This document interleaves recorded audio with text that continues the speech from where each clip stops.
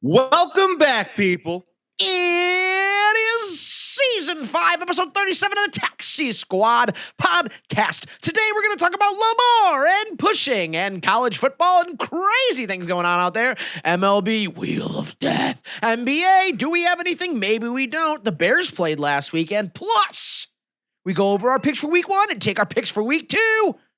It's the Taxi Squad podcast. Come on, everybody, celebrate. The Taxi Squad is here today. So lose the blues, kick back and relax for now. They talk about sports and stupid stuff. They're probably wrong and it might get rough. So welcome back. It's the Taxi Squad. Yeah. Vince coming out hot today with the fresh intro. You know, week 1's done. We're in New football character. season. We decided, hey, Character. everybody's getting settled in. Let's switch it up. And I said, here we go. We're going to talk about sports today, Mike. And that's what we're gonna do. Sports. Sometimes you gotta go like 1920s radio show host. I was going more for like 90s shock jock. It's like, Henny came over Shock here and we went jock. sports. There was a whole SNL skit with Jimmy Fallon on that. It was like, and we're back. Oh, yeah. And she's like, Yeah, it's a is good one. Caleb Williams going to ruin the city of Chicago? Is Arlington Heights going to blow up? And you're like, all right, they ran out of shit to talk about. So Caleb Williams undershirt. What's going on? I actually do want to know what's going on with that. That was like, you go to Dick's Sporting Goods and you get like a size up on like the compression fit. Yeah. Or it doesn't fit him anymore. It's like one of those like Bears training camp shirts that people would wear to school and they'd be like, I went to training camp this year. Like that's what people. It's so sick. Except he was wearing that in an NFL game, and we'll get to it later. But maybe that was the bad juju. Who knows? Looked like he was wearing fucking floaties out there. It's like Little bit. Are you jumping in a very deep pool? What are we Thing is I like the loose sleeve look. But if it was white or blue, it would have looked cool. It was weird that it was that like heather gray textured look. You know, GQ Taxi Squad edition. It just kind of like clashed. A little clash action going on. Yeah, not get a the little band. clashier. You know what I'm saying? Yeah, get a little clashier going on. You know, being a big guy, when I used to play the game, I always liked my uniform to be tighter because then that meant, because let's face it, we're not like we were running the football. It was less material slippier. for somebody to, it's less material for somebody to grab onto. Well, now, were you So I'm rushing kinda- or were you stopping said rush? Oh, I was blocking, babe. That's They what I- played me double time. I was nose tackle and guard. It was the most embarrassing shit in my life. I was just a guard because I was fast, and there you go. I was the white Vince Wilfork. Yeah. Just a fatty named Yeah, Vince. let's face it. Let's face it. We didn't grow up in the greatest sports programs in that. No, but we did get know. beat by very talented sports programs that did have NFL players on them. So that was fun. Legitimately. What was it? CJ Federowicz played for the Texans. Oh yeah, in the mid 2010s, so 2000. I think it was like 2014 to like 2018. there was a couple Went to Johnsburg High School. Yeah, there's a couple Two Tree Johnsburg and like Grant and like Crystal Lake South and all that. Now we're getting real into South had some guys. Yeah, now we're going way back. They Now schlung it's like schlung some Big Ten linemen, that's for sure. It was like corn-fed to corn-fed is what they did. But yeah, do you remember Stripers? I know we're getting on a tangent here. But you remember Stripers? Oh yeah, that meant you were fat. Yeah, dude, that was the first time in my life where I'm like, this is kind of fucked up. I'm like, our quarterback doesn't even have an arm, and you're putting me on the line because I'm a fatty? I'm like, give me the ball, let me launch it, dude. I play third base. Yeah. And I was like, plus my mom told me I'm big boned, so I don't know what you're getting this whole fat thing from, but I'm just got large bones. I just got large bones. My mom says I'm going to grow into my size. What's the Yeah. matter with you guys? I did that a couple times. Right? I'm like, am I fat? She's like, no. Sweetie, no. No, you're so cute. Just Your because- cheeks are cute. I'm like, I'm never going to You're lose just them. adorable. You just, it's not your fault you hammer spicy Italians from Subway at a time, like once I'm a like, week, stop twice a giving week. me. No, that's the thing. I couldn't because my mom wouldn't bring us to Subway because she had to cook because she was very particular about what we ate. But then she would make like the most delicious Italian cuisine, and I'd have 2 plates of it. And I'm like, got to bulk up for my running back debut next week. That being said, Sorry, guy, I'm carb loading. I'm carb loading right I got now. a carbo load because we're playing against some big boys next week. But I did in Bantams football, which again, this is how you know time is different because I was in 2nd grade. Helmet to helmet contact was encouraged. Yeah, of course. This wasn't flag football elementary school. This was like, hey, we're gonna go head to head. You're gonna see stars. I did get 1 touchdown. I was the short because also fullbacks got a lot of play back then. We didn't have a lot of wideouts. We had fullbacks, tight ends, and running backs, right? So I was the short yardage fullback. So literally anytime we needed 1 yard or if we needed to fullback it right into the end zone, that was me. So I got a couple first downs. Lorenzo Neal. 100%. And I was just running through them and they're like, that was good. I'm like, it's good because I'm bigger than everybody. And that helps. Yeah. So yeah, that was my Lorenzo Neal. glory. And that was at the time I didn't know it. It's like hitting your last home run. You're like, this is the only time I'm going to score a touchdown. It was 2nd grade because I was an ineligible man downfield for the rest of my life. So the striper thing went away, turns out, like in the 2010s, because my youngest brother-in-law, of course, played, collegiate, like didn't play collegiate football, played, he was Pee-wee very football good. and all Yes, the things. can attest he was very good. Very, very good. Then played in high school for a short period of time, but then COVID, poor kid, that was horrible. But I show up to like his middle school football game, and they got a kid out there. They called him Baby Gronk. He was a monster, and he was towering over every 8th grader. He was the one who hit the puberty early. Yeah. And this kid's towering, and they were just throwing the ball up to him. I think he caught like 2 touchdowns. Yeah, he was just like, hello, I am 12. 13 years old. Here is my birth certificate. You're like, bro, I am 12. I am 12. Igor Radmanovich is 12. Okay. Right. So he was just acing. They threw the kid 3 or 4 touchdowns that game. Yeah. And I looked at Rice and I'm like, there's no weight limit to play those positions. He's like, no, we don't have weight limits. Hey, Mike, when pigs fly or when fatties run, that's what he's saying. I was and like, also, that's kind of unfortunate because I was a very athletic fat kid. I agree. And I had paws. Yeah. So it's like I can catch. I don't have hands of stone. I can catch. That's what so I'm it's saying. like, Let give me me my throw the shot. ball. Give me my Let me shot. throw the ball. Can you imagine that? I gravitated We towards would have been baseball like Ben because I and could play the Jerry, Warriors. dude. If we played together, we would have been like Ben and Jerry. What's another duo of fat? That's an interesting one. That's Mike and Ike, if you will. You know, You could be Mike and Ike. You could be Mike and Ike. You could. I'll be Ike. You be Mike. like naturally. way back in the day, Lorenzo Neal and Mike Allstott shared a backfield. That was a That's thing. true. They were that. You could call it Bash Brothers. Wait, Bash Lorenzo Brothers Neal was played always for a the good one. Bucks? Yes, he did. Google it. I thought he was a Charger for life. No, he was not. He had originally started on the Bucks and then played for the Chargers after the fact to block for LT. Oh, Fun shit. He was facts. on New Orleans, then the Jets, then Tampa, then Tennessee, then Cincinnati, then San Diego. He played the first 10 years of his career in different teams. All right. crazy. All right. Last thing before we actually get this thing rolling. Yeah. Top three fullbacks of all time. Ooh. Mikey A's got to be one, right? Mike Allstott was more of a glorified running back. Let's be He was honest. the fucking right? man, though. He was more of a running back. Who was the running back on Mike that team? Allstott. Lorenzo Neal. On the team that they won? He was the RB?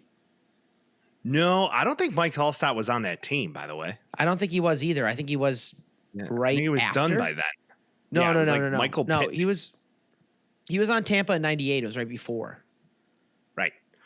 So I believe Lorenzo Neal is probably the best fullback of a generation. Then you could say the guy for the Packers. What was his name? Oh, I know what you're talking about. He was a real son of a It beach. started with a K. Krug. He used to all like an OG running back, or like OG fullback. Kruger, I think his name was. I like Kruger. I don't think that's right though. That's not Freddie. Fullback. William Henderson, if you will. That doesn't sound right. Not Amon Green, even though he was a dog. Amon Green was a dog. He was a dog. Matt Snyder, William Henderson. John Kuhn. John Kuhn. He's a little more recent than the other fellas. Yeah, correct. And then really there hasn't been beyond that. I guess you could throw Allstott in there. You could throw like that's the thing. You can throw like nowadays you can throw like Juszczyk, Patrick Ricard in there, but they're not doing what those guys used to do. No. The fullback position in the modern NFL is essentially dead, unless you you're can also Jim Harbaugh. take like Bronco Nagurski or like Larry Sonka, but that's so long ago that you can't, So it's really that spot. Mike Ditka used to line up at fullback, and he was technically a tight end. Hey, how about Vontae Leach? You want to try that one on for size with LeRon McClain? Remember that fella? LeRon McClain. There you go. Yeah. There's a plug. I gotta put Allstott first for me, but it's gonna be more of a running back. That's the goofy part. That's where I can't necessarily buy in because they used to line him up. He was listed as a fullback. In theory, he was, but let's face it. In Madden, we all traded for him and put him at running back. Actually, hold on. That's for you. Michael Pittman. What a pull, huh?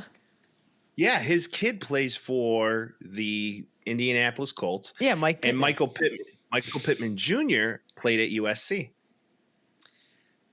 Wow, what a poll, dude! I'm so proud of you. All right, now we got our sports juices rolling. Let's talk about a fight, dude.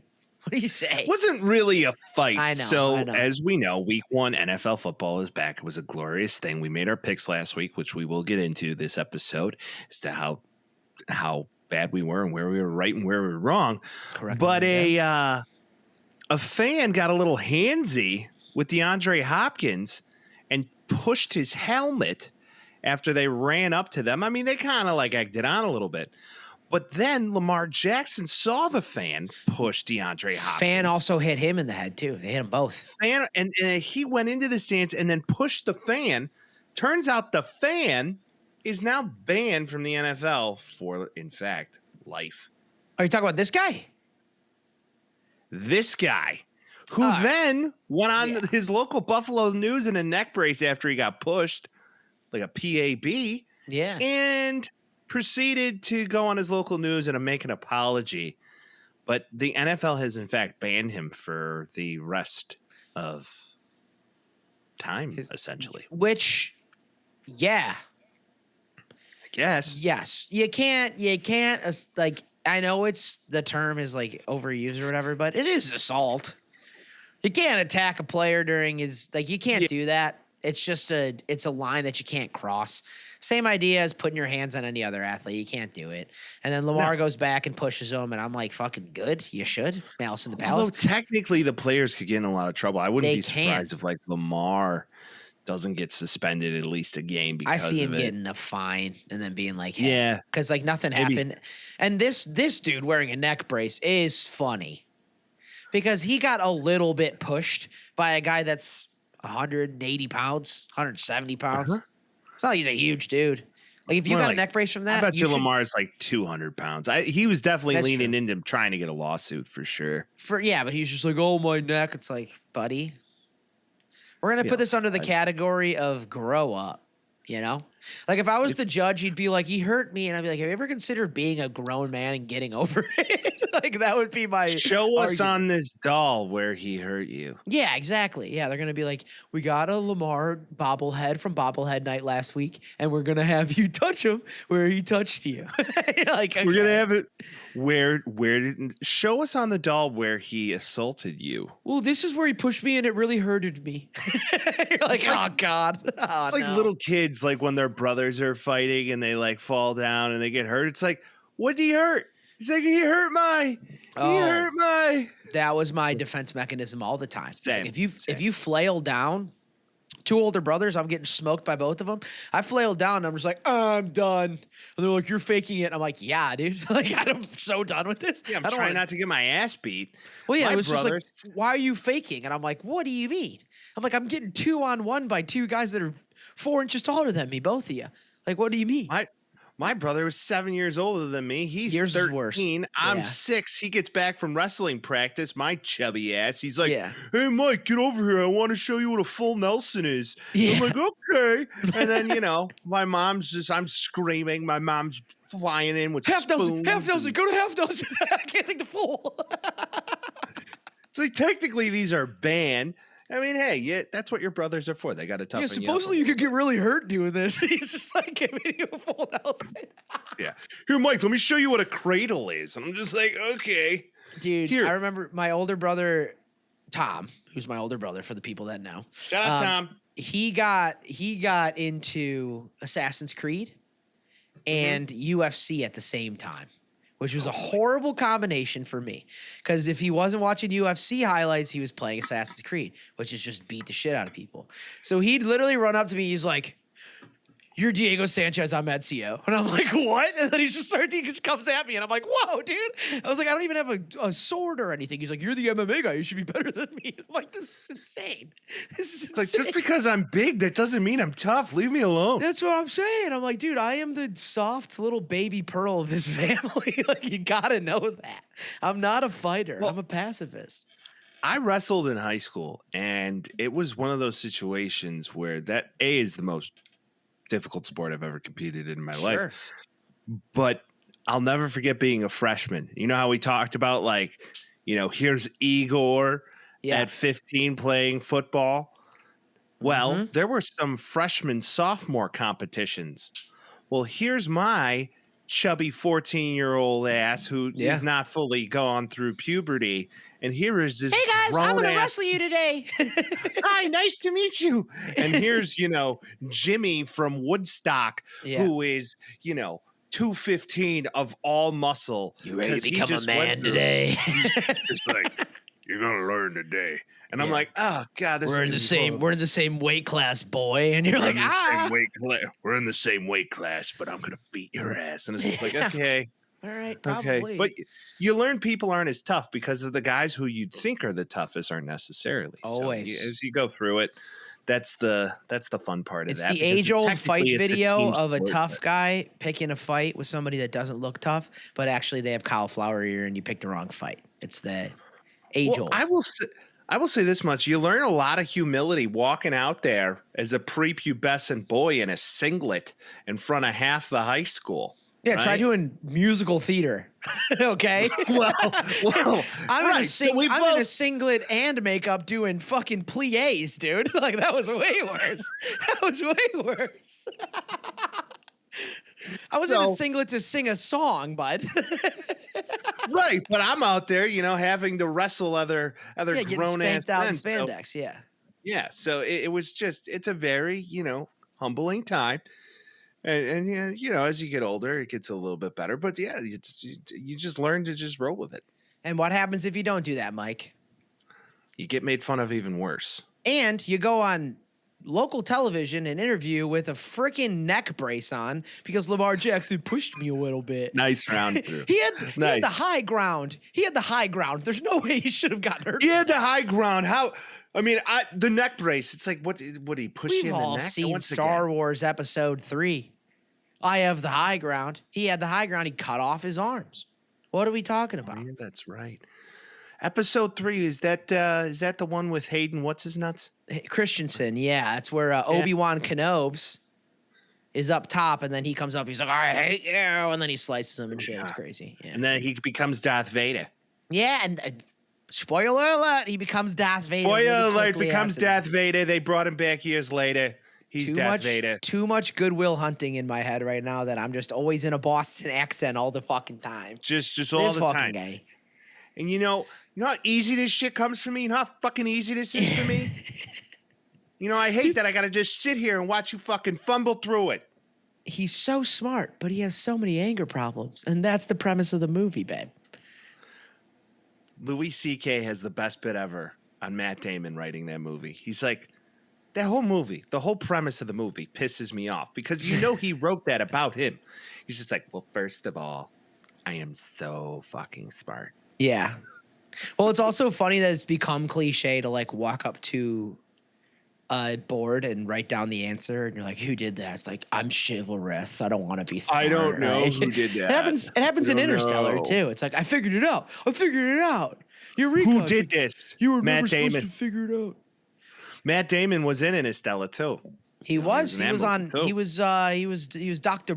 Not Brand. No, he's Dr. Brand. He was on the ice planet and he tried killing McConaughey. It's a whole thing. Yeah, that's where you got to start that movie if you get home from the bars at 3 a.m. and you want to watch the movie. Did that. I was literally like, we have to watch Interstellar. And Mike, we got to watch Interstellar. And you're like, it's so fucking long. There's no way we're going to be able to watch it all. And I'm like, no, you just skip all the boring parts and you get to the part where they're in space. And then it's only an hour. You get to the part where they're in space and then they go through the wormhole and then he cries and it's great. And then it ended and I was like, what a fucking movie, dude. I've seen it 14 times and I still cry, man. Well, you know who else was crying over this past weekend, Vince? Who's that, Mike? Florida Gator fans. Buddy. Billy Napier? Is he fired again? Because he might be fired this time. We out on him? Because for real? Vince called it last week. Hey, Mike, do you think USF is something? I'm like, Vince, I don't know if the USF South Florida Bulls are going to be anything to write a book about.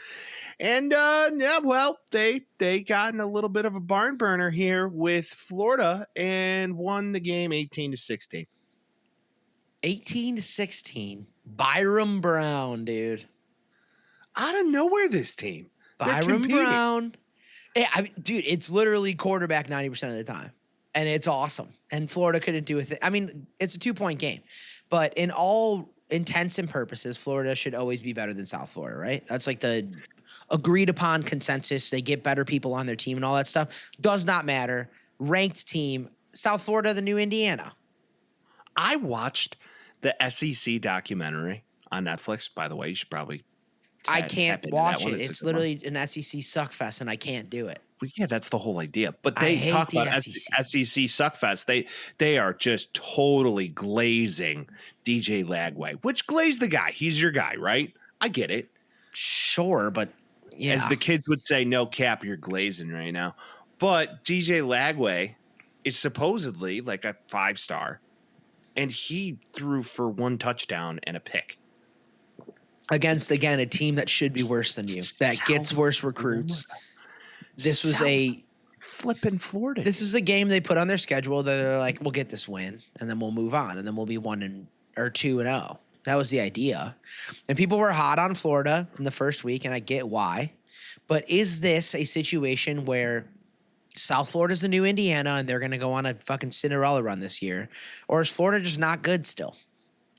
I just don't think Florida's good. And I don't know. South Florida's strength of schedule, this is probably one of the most difficult games on the calendar. Listen, man, they might end the season with 2 or 3 losses. That's a real possibility. They got Miami next week, so they got the gauntlet right now. You got to imagine they're going to lose that game. You got to imagine. How hysterical would it be if they go into Miami, go into Hard Rock, and before you know it, boom. Yeah. They're 3-0. They're the ultimate Florida man, if you will. They're ranked 18th right now. That's what I'm saying. That's what I'm saying. Like, the closest comparison in 2 weeks is Indiana. Well, there is a true path for them considering the rest of their schedule, Vince. Their last real ranked game is against Miami. The rest of the year is interdivision foes because I think they're in like the American Conference. Yeah, they're in one of those weird ones. Yeah. Yeah. So they have Charlotte, North Texas, Florida Atlantic, Memphis, UTSA, Navy, UAB, and Rice. So FAU is the hardest one they're going to play? After this. Okay. Oh, yeah, they have SC State, South Carolina State, not South Carolina, to be confused, not the Gamecocks. SC State. All right. Well, then, correct. Yeah, like I said, 2 losses maximum. Maybe. With this team. They might have less, yeah. Maybe they're Florida. Like SMU. Maybe they're like SMU. Yeah. You see Chris Johnson Jr. out there making an ankles break? I did not. Yes. Chris Johnson's son, formerly known as the fastest man in the modern era. CJ2K. Come on now. Yeah. He used to just ace in Madden. His kid is now playing at SMU, and we are now here in the simulation. Another game I'd like to give a little Wait, bit hold on. Another squirrel moment, but pound for how long they've been a franchise. Tennessee Titans, maybe the best running back room in that time. Over the past 30 years? I mean, you got to remember they were the Oilers originally. I know, but I'm just saying it's like when the Thunder moved from the Supersonics. I'm not taking that in. I mean, you could go Eddie George, like Chris Johnson, Derrick Henry. And that took over most of that time. Yeah. That's fucking crazy. It is pretty nuts. You're talking 2 Hall of Famers and 1 cusp. Yeah, that's crazy. Yeah. Anyway, back to college football. Sorry. Back to college football. That's still a crazy plug. Yeah. If we look at Troy was leading Clemson 16-3 going into the half. Didn't score another point in the half. Second half. Just didn't show. Clemson came out and was like, okay, yeah, we can't lose against Troy. I don't know about Clemson this year. I don't get it. I can't even read them properly. Sometimes they're good, sometimes they're bad. What are we going to do? If you look at Clemson's schedule moving into the second half, they got Georgia Tech, Syracuse, then UNC. They don't really have a strength of schedule until they get to November, where they kind of have a scotch of a gauntlet. But beyond that, I mean, they're getting a lot of those early games out of the way between LSU and then, they got Boston College and majority of the ACC. But that's which they have really to do. Florida State's going to be their biggest competitor. I don't think BC's scaring anybody this year. Yeah. So it's got to be Florida State's the big time there. That's what you got to deal with. I would agree with that. Vince, the Battle of Iowa happened over the last weekend as well. The winner gets Des Moines, right? I believe. Yeah, I think you get like the pink slips for Des Moines or something like that. Yeah. I have some Iowa fans in my family. My nephew's being indoctrinated as a Iowa fan because of my sister-in-law. Correct. So my brother watches them now. Mm-hmm. And the whole conversation for the last umpteen years is like, they're a pretty big program in one of the biggest conferences, and they still can't find a fucking quarterback. What is the issue, dude? What is the issue? Okay.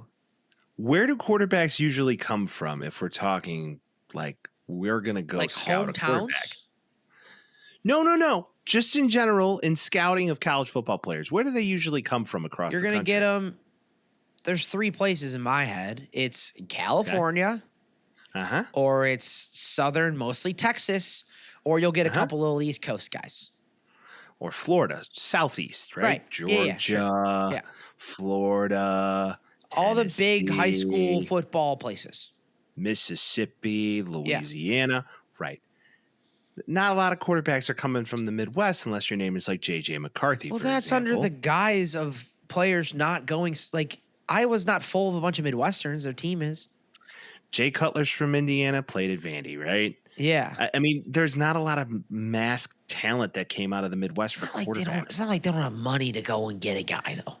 Well, like they tried with Cade McNamara. That didn't work out.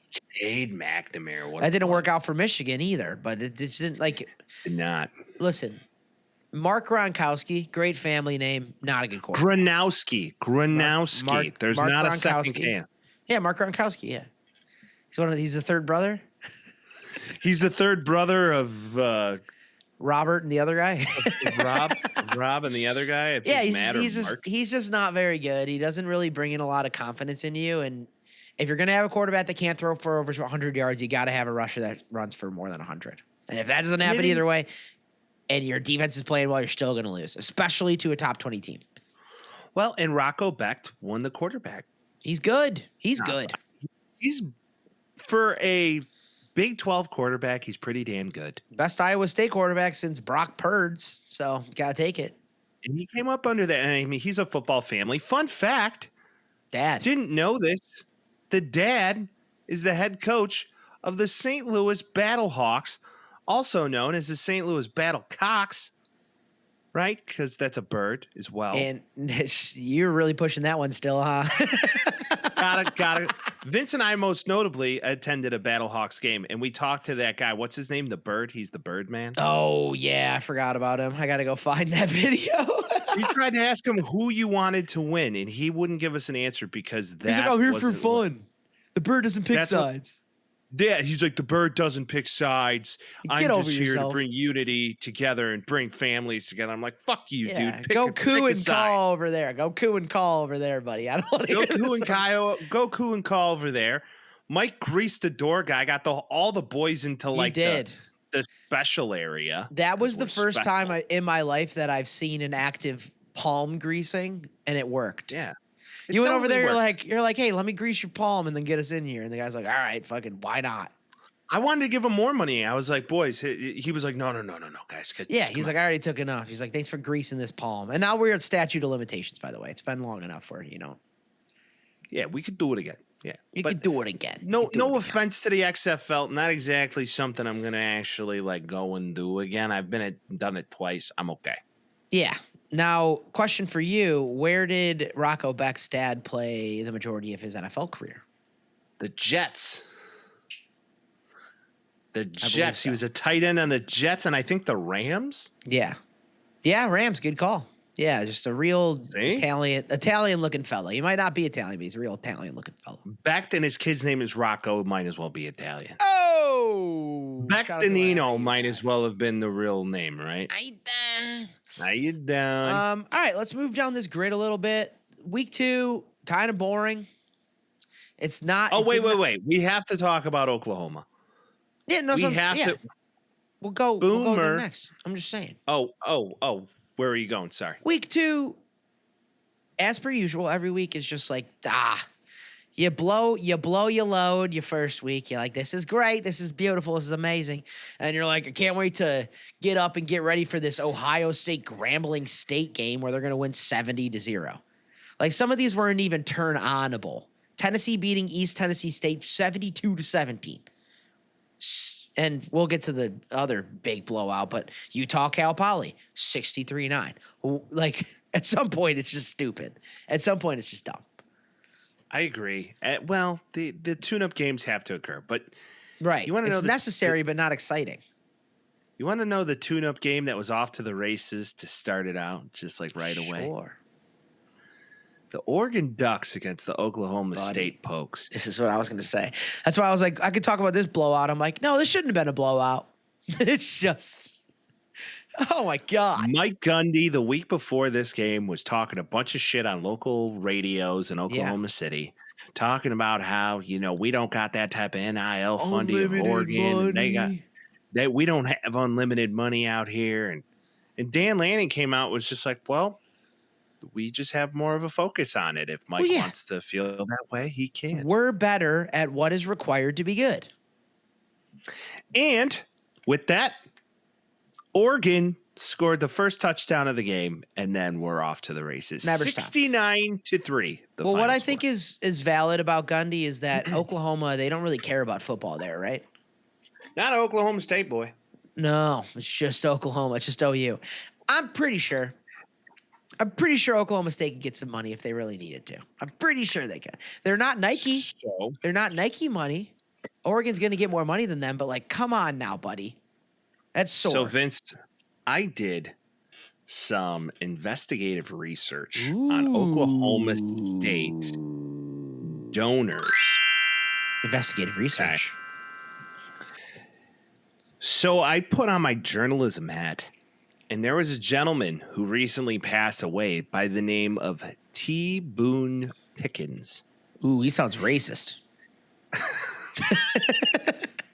T. Boone Pickens, the late oil magnate and alumnus racist for sure. of Oklahoma State, Yeah. contributed over $650 million to Oklahoma State University with gifts and supporting both academics and athletics over the past 30 years. Okay. And he is now dead. Yeah, but like, So What, they name like a school after him and then not use any of the money for players? Oh, he has many outbuildings named after him, right? Yeah. He's got pledge campaigns after him. You guys want to go to the T. Boone Lunch Hall? Correct. So T. Boone Pickens, now deceased, was a very large donor to Oklahoma State University and has recently passed. And it is one of those situations where, yeah, he was the guy for them. This isn't fair. This isn't fair.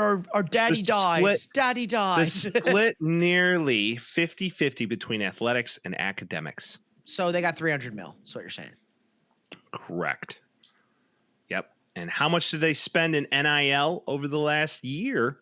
Oklahoma State football has spent approximately $7 million in name, image, and likeness over the last 3 years. So they're lacking, needless to say. But once again, Daddy's gone.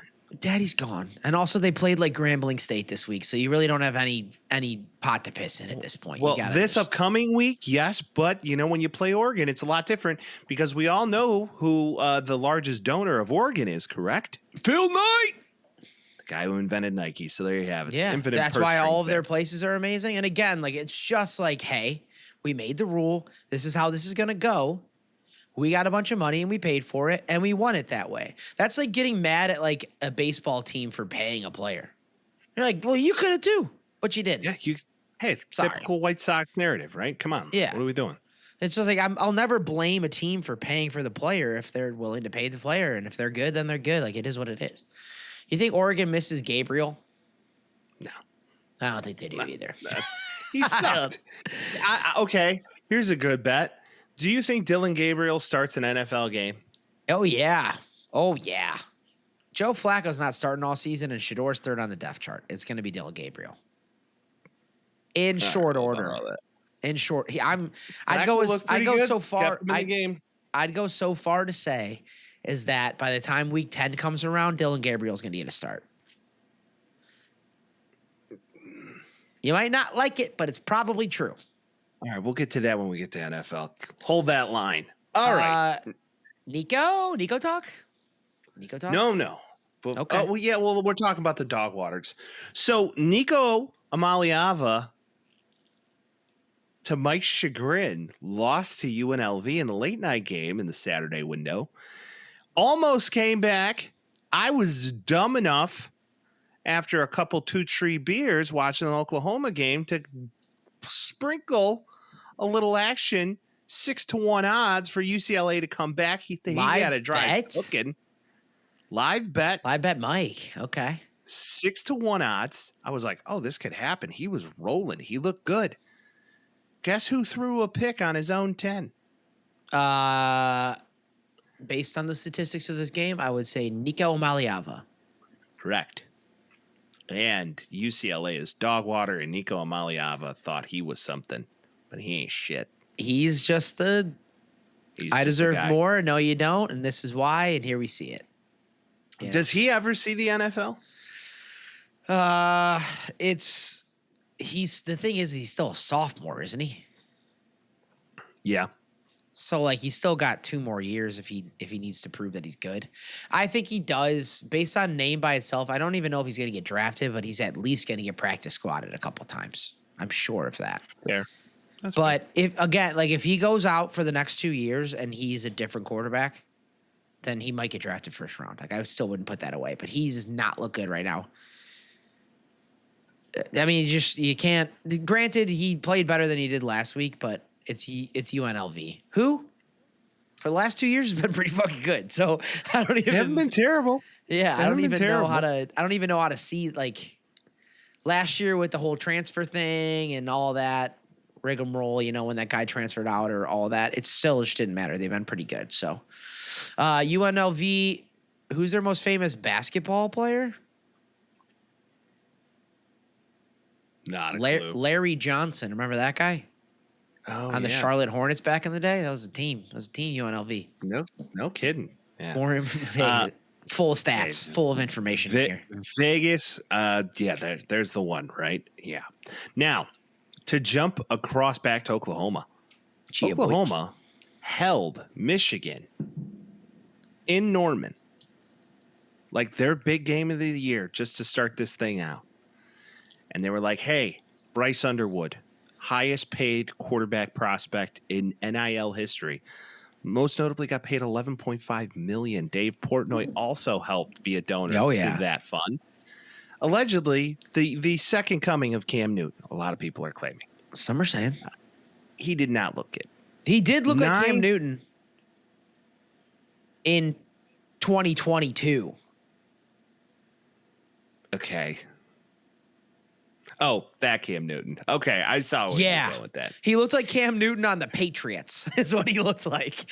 Bryce Underwood went 9 of 24 for 142 yards and no touchdowns. Yeah. Not a good way. Now, you want to know who might just be getting the key to Norman and the state of Oklahoma here shortly? I would say Jonathan Mateer would be my argument. Wow.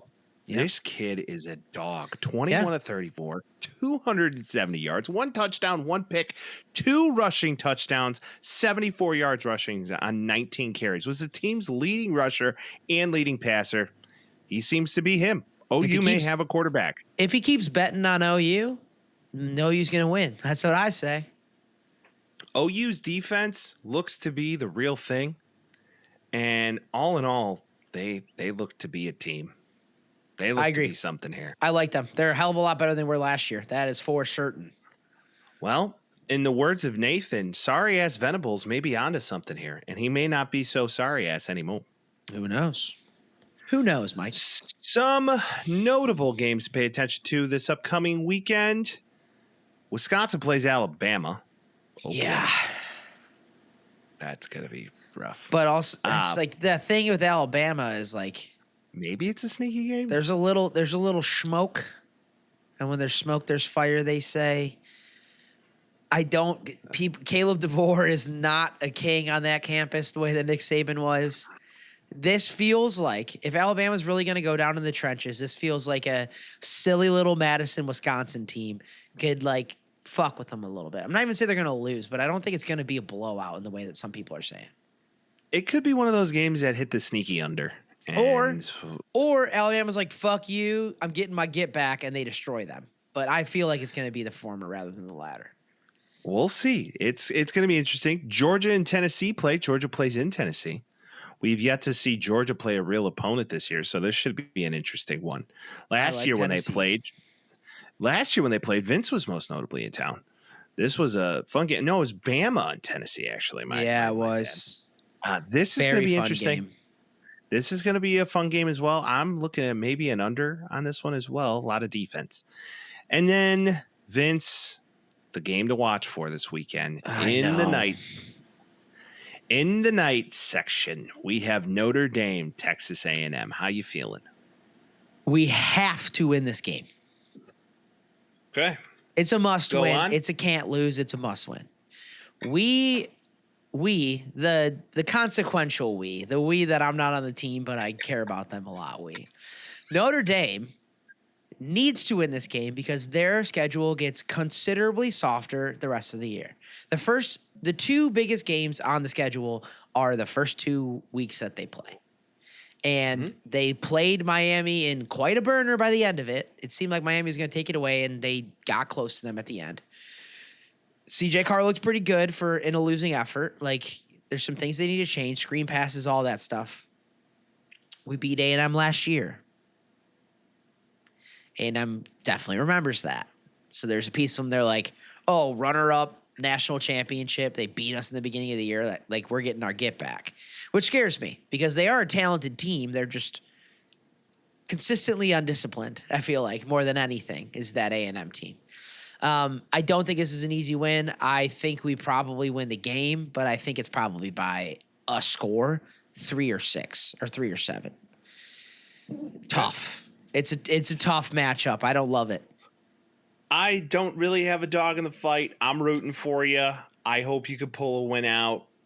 Would love to see that for them. I think to your point, they need it. If they don't win this game, I think you question a lot of different things. You just don't have a leg to stand on at the end of the year. If you go 2 losses to the only 2 good teams you play, you can't do that. To jump to Southern California, did you see the catch of the year? Yes, I did. I played Georgia Southern, It was the catch of the year. I have a feeling that you're ready to get back in. I have a feeling that you're kind of in on this team. I'm excited. They're going to hurt me. I know they're going to hurt me. You're a little bit I'm ready in to be now. hurt. Yeah. You're a little bit I'm a little hurt. Jacoby Lane. Yeah. Made maybe the catch of the year. One-handed. Yeah. I encourage everybody to go look this up. Granted, it was against Georgia Southern. Still, though. Okay. Where, like, smart kids go play football. Yeah. For example. USC plays Purdue this week. We're going to Indiana. I'm excited for this matchup. Let's see what we can do in Indiana. I believe, to no offense to anybody that likes Purdue, I have a feeling it could go exactly the same way it went this week for USC. I think we're going to spank that bottom. I think it could be 59-20 again. I don't think there's any way. It's we're just going to give a little. Yeah, it's just Purdue is just not a good football team. They're a basketball team now, unfortunately. They spent a lot of money in NIL, actually. I know, but that's never. From what we've seen in the short, they got a new head coach. They're seemingly going all in. Well, this is what I'm saying, though. It's like from the small sample size that we've seen with NIL, it's like you spend a lot on NIL. Year one isn't always the best. Year two is pretty good. Year one isn't always the best. They got a couple transfers. They should be better, but again, it's like USC looks good. Mm-hmm. Jaden Mayava is all that's been cracked up to be, it seems. He looks great. Go out there and do it again. Like if they're because again, you play the teams that are on your schedule. They destroy Georgia Southern, and they should have. They should go into Purdue and beat them convincingly.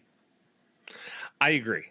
It's going to be. I think it's going to be interesting to me. The biggest game, you got Michigan State, which should either be a toss up there, and then you also have USC Illinois on the 27th, which should also be another game, and then we go through this interesting thing of ranked teams where we go Illinois, Michigan, and Notre Dame. Michigan, I was far more concerned than I am about now after watching them play OU, but then again, they played OU. When is that game, the Michigan game? The Michigan game is going to be October 6th. Okay. You got a little bit of time. You know how fickle a couple weeks can be and to turn in a team better than they were. So one thing that USC did this offseason was bring in Rob Ryan. And I like that. I like it because he does not fit the USC mold at all. No. He's coming in there and he's just big old tummy. He's just like big old tummy. We're going to change. Long hair. We're going to change everything about you guys, and we're going to make you hard-nosed football players. And I like that. You're all lame and from Southern California. My dad is the greatest defensive mind to ever live. Watch this. It's just you see USC in the early 2000s, way before that too. It's just like hard-nosed, good football team. Yeah, a little Hollywood, but they're going to go out there and play hard. Last 10 years, not much. Ready for this list? Yeah. Troy Polamalu, Ryan Cushing, Clay Matthews, Leonard Williams. The list it's just the amount of talent that has gone defensively during the Pete Carroll era was insane. We root for teams that just churn out defenders and quarterbacks and running backs. And all Notre Dame does is just churn out linemen and safeties. And that one linebacker who dated a ghost. But he almost won a Heisman. Everybody forgets that. They go Manti Te'o dated and got catfished. And I'm like, he was third in Heisman voting that year as a linebacker. Poor guy. No, it's just, he came from a very, very covered sad. He came from a very covered Polynesian family, I believe, or Hawaiian. You're correct. It is what it is. But when is the last time a linebacker's been top 3 in Heisman? It's been a long time. That's him, dude. And you could say all you want about him, but you're like, he was the best defensive player that year by and large. I agree. So I agree. Shout out to Manti Te'o. Shout out to Manti. All right, let's talk about some baseball, shall we, Vince? We are getting to the dog days of baseball. And I'm playing Road to the Show, Mike, right now. Oh, really? You're still in your baseball gaming? Yeah, era? I made a guy named Mambo Saucedo. Oh, I thought you were going to say you were going to call him Mambo Sausage. No, I should honestly though. No, but he's they let you choose where your guy's from, and I'm like, I want him to be like a nomad. And then I found one of the options is at sea. So like my guy was just born at sea. His name's Mambo Saucito, and he hits 68 home runs every year. It's awesome. I love it. He was playing in the Mediterranean League, and they found him there. He was born on a pirate ship, and they're like, this guy's a stud. Yeah. Did you put an eye patch on him? I can't, unfortunately, but he is geared up to the gills. What position does he play? Oh, 3B. He's got Aaron Judge size, popcorn. and he's a 3B with 96 speed. Sup. Wow. All right. All right, the White Sox still can't make the playoffs, and you have a 98 ranked like dog on it. It's so bad. It's so bad. That's the White Sox for you. Speaking of the White Sox, we've been better. We've won 7 of our last 10. Kyle Teal on base 18 games in a row. Starting to rake. This team's starting to come together. Yeah. Edgar Quiro hitting 320. Kyle Teal hitting in the 300s. Colson Montgomery either strikes out or hits a home run. It's fun. They're fun to watch. They're a fun team to watch. And you want to know what, Vince? It almost looks like they're developing talent. It feels like it, but just like we're going to get to with the Bears, don't let yourself get burned. I'm just going to be middle ground on everything. If anybody knows me, they know I'm calm. When I talk about sports, I'm calm all the time. You know, if you've listened to this show, you know that I'm so calm about sports. So I'm just going to be calm. I'm not going to freak out. I'm not trying to lift my blood pressure because our team won 60 games in a year. I'm a calm guy. Not going to freak out or do what everybody thinks. I just want to talk about how cute Caleb's nails are and how adorable it is that all the White Sox are buddies and everybody's having fun. I just hope that the guys have fun at the sports ball. Thank you. I agree. And whoever brings the oranges, bring more next time because these boys need some oranges after a game. They do. They do. And a couple, $2-3 more million. Pay them, Jerry. Couple, 2-3 more million, and maybe the one mom fruit snacks. Some notable baseball noise, not noise, but news. Anthony Rizzo retired a Cub today. He did. So props and snaps. Anthony Rizzo maybe hit the deal. God bless him. Cancer survivor and a World Series winner with the Cubs, and some may call the modern day Mr. Cub. But speaking of the Cubs, Vince, looks like they're going to win the wild card spot. Seems like the NL Central is pretty much shored up, considering we got about 3 weeks left here in the division. What are your thoughts here? I mean, you got the Giants maybe looking at making a comeback on the Mets. This could be interesting for the NL. The Diamondbacks are maybe in the mix again. The Reds might win 80 games. This is interesting. What are your thoughts on this? The Mets, I mean, they've lost their last 5. They're 3-7 of their last 10. They've been pooping the bed for like a month and a half right now. Like every 10 game stretch, they're 3-7. 4-6, 5-5. They can't win anymore for some reason. They played so well for so long that they're still 6 games above 500. But that's how you lose a wild card spot, is you just continue to lose at the end of the season. The NL West is a funny little beast. There's 4. It's honestly very similar to the NL Central, where like all of them are kind of there in one shape, one way or another. Like the Cardinals aren't going to make it. Diamondbacks aren't going to make it. No. But it's not impossible. They had a shooter's chance, right?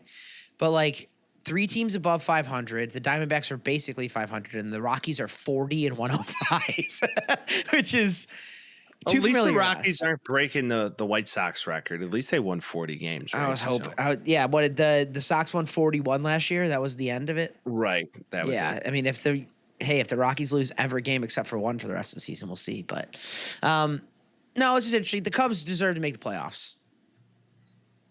They do. They're just, the Brewers are a buzzsaw. They've been kind of brought down back to earth the last couple weeks here, but they're still a buzzsaw. They got 89 wins. They're going to win the division, and the Cubs should be the first wild card because all things considered, they're the, third best team in the NL right now? Yeah, it's really there. I mean, if you look at it, the Phillies, the Brewers, they're good. The Dodgers, I like the Phillies. I like them. The Cubs have won more games than the Dodgers this year. So it's by 1 game. But yeah, to your point, they're the 3rd best team in the NL. So you can't give too much hate to the Cubs organization. Maybe they're going to have the rookie of the year this year. We'll see. Yeah, he hasn't played as well as he did at the beginning of the year, that's for sure. But he's still got crazy stats. 162 games is very difficult. A lot of time to change how your production's working. That's for certain. Absolutely. So this is a very interesting end of season that we get to look at. Seattle seemingly has locked in their wild card spot, but this Rangers team is sneaky where they are now a game out of potentially making that third wild card spot in the AL. They're seemingly like I cannot under my own right say that the Mariners are going to hold them off because I've never seen it. And the Rangers won not too long ago, and I'm kind of just like, dude, for the love of all things holy, you made moves before the All-Star break, and some of them haven't really worked out as well as you want them to. For the love of God, make the playoffs, Seattle, please. But I don't think they're gonna. I just don't think they're gonna, dude. I just don't think they're gonna. I hope they do. For them, I hope they do. Truly, I hope it's something that they get for their fans more than anything. It's just that they're like, what else do we have to do? I mean, they're not in this to win guitars. They're in this to win World Series, right? Yeah, the Eddie Vedder Cup. Eddie Vedder Cup. I do think, though, that the Astros are just not going to go away. Correa's raking right now. They're so dumb. They're so dumb. It's pretty dumb. I'm not going to lie. It's still one of these situations where once the playoffs start in the AL, this is kind of anybody's game. Which is why it's intriguing to watch the AL once the playoffs start. That's why I think I'm more focused on that than I am the NL once the playoffs begin. Well, the AL is clearly the weaker of the two conferences. We could say that with confidence, just the amount of money going into it and all that stuff. But Tigers have been good all year, man. They've been consistent. AJ Hinch has a winner, almost like he could have been the manager on the south side of Chicago, but somebody decided against that. So yeah, right. What do they get? They got first in the division in the third week of the season or whatever, consistently. Yeah. They've had it since then. The resurgence of Javi Baez is huge. Torkelson turns out to be him. Skubal Skubal might win another perennial. Cy Young. He's a hoss. Riley Green playing up to potential. They're needed guys to do it, and their pitching and their hitting's there. I don't see, and I know it's only one game, and I know the Blue Jays are playing pretty well, but I don't think there's a better team in the AL than the Tigers. I think the only thing that could sway them away is that they've been too comfortable for too long. Well, and that's the problem with a team like that. So that's why I said, the way I look at it, AL Club Haunted House, NL Club Aqua. I really want to go to Haunted House. I want to go to Haunted House more than I want to go to Club As a Aqua. viewer, yes. As a team, I would rather be in the NL and just be like, well, of course, I'm a viewer, though. We're viewers. So the way I look at this and the way this could shake out, you potentially have a Yankees Red Sox wild card, which is insane to me. That's fun. That's just fun stuff. That's just fun stuff right there. And then, you got the Astros, I believe, playing the Mariners, which would also be a great 3-gamer. Oh, yeah. And then the Tigers and the Blue Jays basically get there, and then we got our lock set. Here we go. What team are you more confident about going into this, Philadelphia or Detroit? The way Philly's playing right now, they're hitting on all cylinders, and Schwarber is, the second half MVP. He can't stop. And they're due. I would choose the Phillies over the Tigers. I think I had a premonition, and I'm sticking by my premonition. I think it's going to be a Phillies-Toronto World Series. But that's fun. That's a good color matchup. That's my shower. I told you. I woke up. I was in the shower.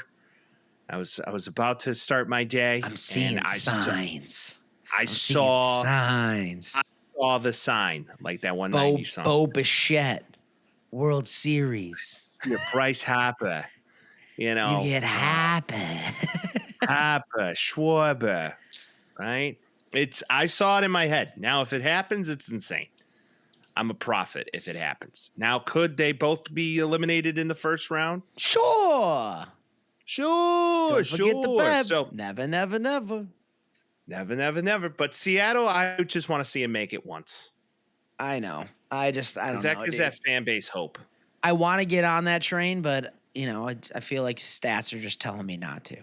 I will say a Vlad Guerrero digging in the World Series, Jose Alvarado throwing the rock. Pretty fun. So I like where you're at. I think it'd be sick to see the Blue Jays and the Phillies. I think it'd be sick if the Phillies won this. So the whole Bryce Harper thing could just tie his shoe a little bit, I think it would be really cool to see like an ALDS, the Yankees and the Blue Jays. I think that's like I want it. I want it. Yeah. I would rather see the Red Sox, to be honest. Yeah. I don't need the Yankees to be anywhere here. But it's just I would love my dream of dreams here. If I could pick a team, like you dreamed a dream? Yes, in time going by. Shout out to Les Mis. Shout out to it. It would be the Phillies in their current gathering, because the storyline wise, it's like they went to the World Series, they lost it, it sucked. Bryce Harper leaves the Nationals, they win it right after he leaves. He's been on the Phillies trying to do the same thing for years. Kyle Schwarber hasn't won since the Cubs. They're relatively able to, like, I can root for them pretty easily. Like, I like Alec Boehm. I think Real Muto's a dog. He's been playing forever. Like, I would love to see that team win. Also, they made trades at the deadline to make it happen, so that would be my pick to click, if you will. I believe they have the team to do it. I would love to see the Phillies do it. I think this is potentially the last year that group is together. It has to be. So, this is it. Yeah. Too much salary, too much age. It's the time to or get off the pot. Now, Vince, I figured out why Anthony Volpe's having such a shitty year. Why is that? He's dating a really pretty gal. Wait, are you talking about the Yankees? Yeah, I'm talking about the Yankees. Why don't we just spin this little wheel right now? We got to spin the wheel. The wheel of death. I wonder who we're going to get. No! Coincidence. We're going to the Bronx right now? What the hell? What the hell even is that? What the hell? What the hell? Yeah, we got the Yankees. Anyway, he's dating a beautiful lady. A guy on the Yankees is dating a beautiful lady. What a concept. Well, true, right? But he was at I don't know if he was at, like, red carpet recently for something. Sheesh. I mean, good going, right? Anthony, good for you, dude. How you doing? Her name is Elle Joette. Oh, I guarantee that's not a real name. Who knows? Oh, actually, no. In the way that's spelled, it might be. Yeah, I don't know who this lady is. The argument I would make against it is that real pretty lady down there. I bet you she goes out with one of the Yankees. This lady here, she's up on high class. She's dating a Yankee. No, I just totally referenced Tommy Boy for all of you. Oh, shit. I thought you were going. And if Barker. you know it, you know it. You know I'm not a cinephile like that. What I will say. What do you say? I'm a cinephile. Yes, you are. I will say that Yankees shortstops in past have dated some of the prettiest ladies of all time. Good-looking women. And they've still won championships. So for this guy, if this is the reason that he's not playing well, then poo-poo. I remember he came up and it was like, new Jeter. We got ourselves a new Jeter. Everybody freaked out. He's from the Bronx. He's him. His last name's Italian. He went to fucking Mount Sinai to get birthed. He's a New Yorker through and through. We got a new Jeter. His last name technically means salami. We're right there. We're right there. How you doing? And he's hitting 206 on the season because sometimes it doesn't pan out. Doesn't seem very good, but it's okay because they're still going to go to the playoffs. I know they haven't won in a long time. Them even going back to the World Series last year was just like, ugh. And then watching the Ken Burns documentary and 95% of it is about the Yankees. I'm just like, I'm done. Write a new story. I don't know what's more legendary if we're talking about Yankee shortstops. Derek Jeter's just his resume, right? Mr. 3000 and, World Series champion 5 times, all the things. I don't know what's more, if we're going to say underrated or overrated, his dating history. Can we talk about this for a minute? Oh, it's way more impressive. He was a stat gatherer more than anything. He was never a big, he's Hall of Famer, obviously, but he was never a big, lead the league in anything that was really important, that kind of stuff. But we did the Jeter Diamond on this podcast already. And it's unbelievable. Just some names. Just You gonna know throw who's it out hitting there. DH? You know who's hitting DH? Who's that? Tyra Banks, right? Tyra Banks is hitting DH. You got Jessica Alba out here. Mariah Carey. Jordana Tyra Banks is her Adriana power Lima, play. Is his Jessica power Biel. play? Yeah, Jessica Biel. insane. Yeah, Jessica Alba is queen of that team for sure, in my opinion. It's insane. Yeah, I just Derek Jeter, handsome guy. It's the same thing with the Herbert thing when everybody's like, can't believe he pulled Madison Beer. Same thing. We'll get to him. He lost his virginity and he figured it out on offense. Boy, he looks amazing. Who, in the same way that a Los Angeles Chargers starting multi-$100 million quarterback who's handsome and tall and good at football is dating a beautiful musician who is also famous, the same way you're like, duh, the shortstop for the New York Yankees that's winning championships, that's also handsome, is dating Jessica Alba. It makes sense. That's True. who they should be dating, This is true. This isn't Let's a get back to mind-blowing baseball. thing, He's a hot man. Anyway, let's talk about the Yankees, huh? So the Yankees over their past 10 are 6-4. They are tied for the wild card and the division second place spot in the NL or AL East with the Yankees tied With the Red being Sox, three games out. Yeah, being 3 games out of the division. And I guess they have a half game on them in the wild card. If we look at their schedule this last half of the year, they start a 3-game set with the Yankees this weekend in Boston. With the Red Sox? Yeah. This is going to be a series. This is like playoffs before the playoffs. It's a deciding series. We're getting to that point where some of these series are like, this is legitimately hardcore. They're going to go in there and play their ass off. You got the Yankees getting their shit pushed in over the past 2 games against the Tigers, losing 12-2 yesterday, being Tuesday, and then this evening losing 11-1. They play them tomorrow afternoon or tomorrow night. Hopefully they can take 1 game of that series. They most notably took 2 games from the Blue Jays in a 3-game set to past. And then here we go. We have a weekend set in Boston against the Red Sox. So this could be something. If they sweep this series, they're pretty much locking down that wild card spot. If they lose this series, they are potentially getting rid of that second slot. So this is interesting. Quite interesting. I would assume they're gonna 2-1 this series either way.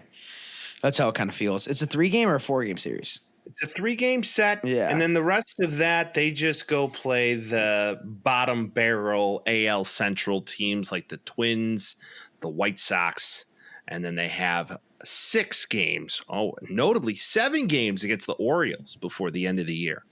4 in Camden Yards and 3 in the Bronx. If I was a betting man, I'd say both of them are going to make the playoffs. They're both going to be wild card. They're probably going to sit exactly where they are. If I had to ask you who the best pitcher on the Yankees was this year, who would you say it is? Carlos Rodon. Insane. He's having an insane season. Yeah. He's 3rd in WAR behind Aaron Judge, who is MVP level. And then Cody Bellinger's having a great year this year, too. None of these guys can hit for average, really, except for Aaron Judge, clearly. Obviously, he leads the league in everything except for home run. Shout out, Cal.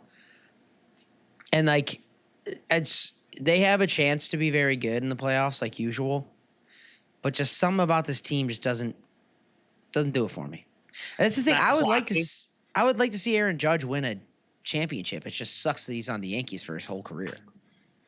Well, he had an opportunity to win a championship last year. He just missed a pretty routine fly ball. He was also bad in the playoffs.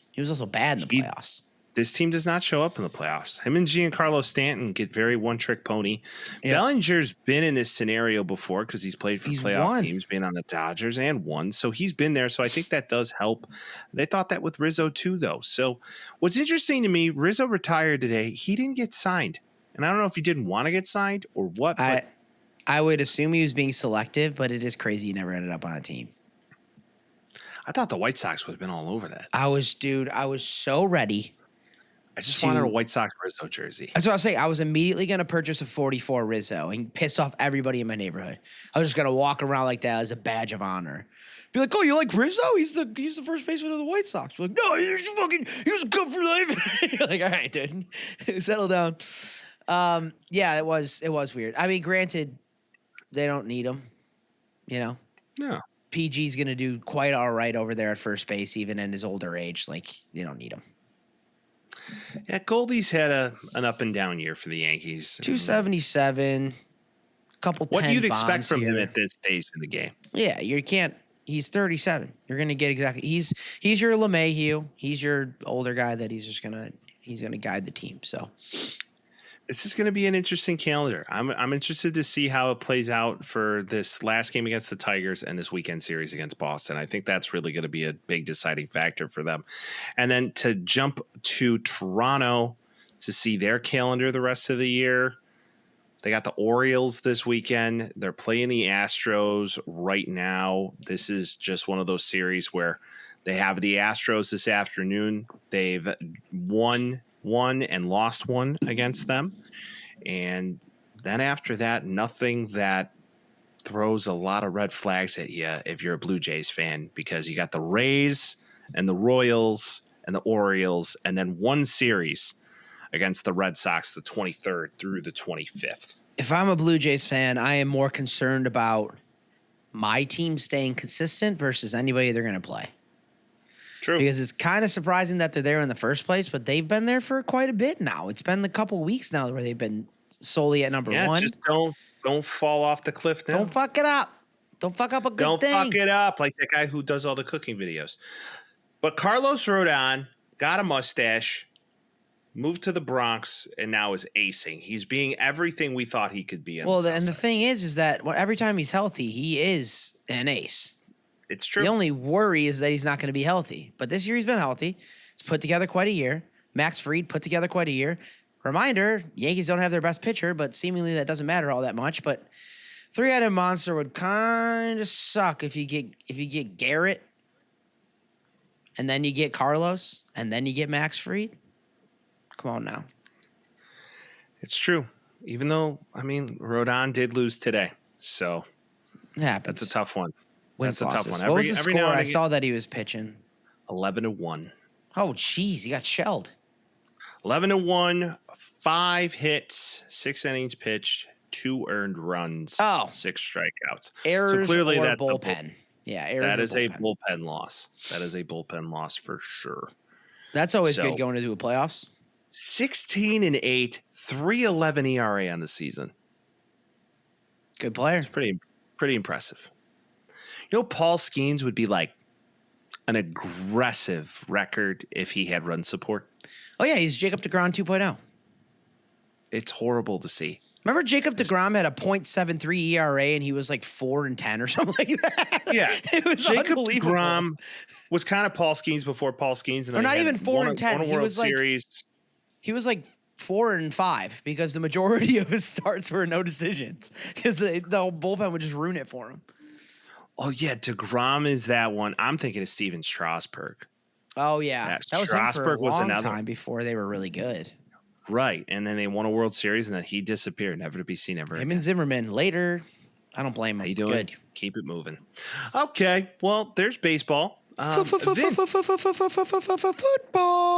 the weekend ended, and maybe just one of the most electric week ones of the NFL I've seen to date. Waking up Sunday, getting Felt ready, good. licking the wounds from Saturday. Felt great. Felt good. I It liked felt it a real lot. good. Putting on Red Zone, just ADD and out. I loved it. I had quite a cute family day that day. I went to my brother's house, hung out with my nephew, watched ball. My other brother came by. We were just hanging out watching ball. It was cute. It was a good time. Just a boys' pledge day. I love to hear. It was. Yeah, and freaking nephew can sit up now, so he's just looking at the TV with us. I'm like, that's good for your brain. It's Get great in. for your brain. He was locked Great in for on your football. So how should we do this, Mike? We just All rip right, the let's Band-Aid get off? the hard. Let's just rip the Band-Aid off. All right. Let's have a Bears therapy session because it's not a Bears corner when they lose the way they lost. All right. Okay, I mean, I'm happy to start here. I thought the beginning of it looked great. I was very excited.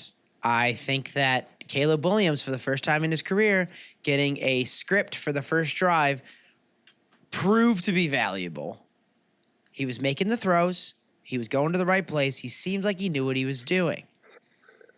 Second half comes around. He forgets how to throw an accurate ball. He is trying to play hero ball behind a line that seemingly was blocking very well against a good defense. And there was, first off, Cairo Santos missing that field goal. That's the difference. A lot of people are saying we should cut him or find a replacement. I am not against that, but they should have found one weeks ago.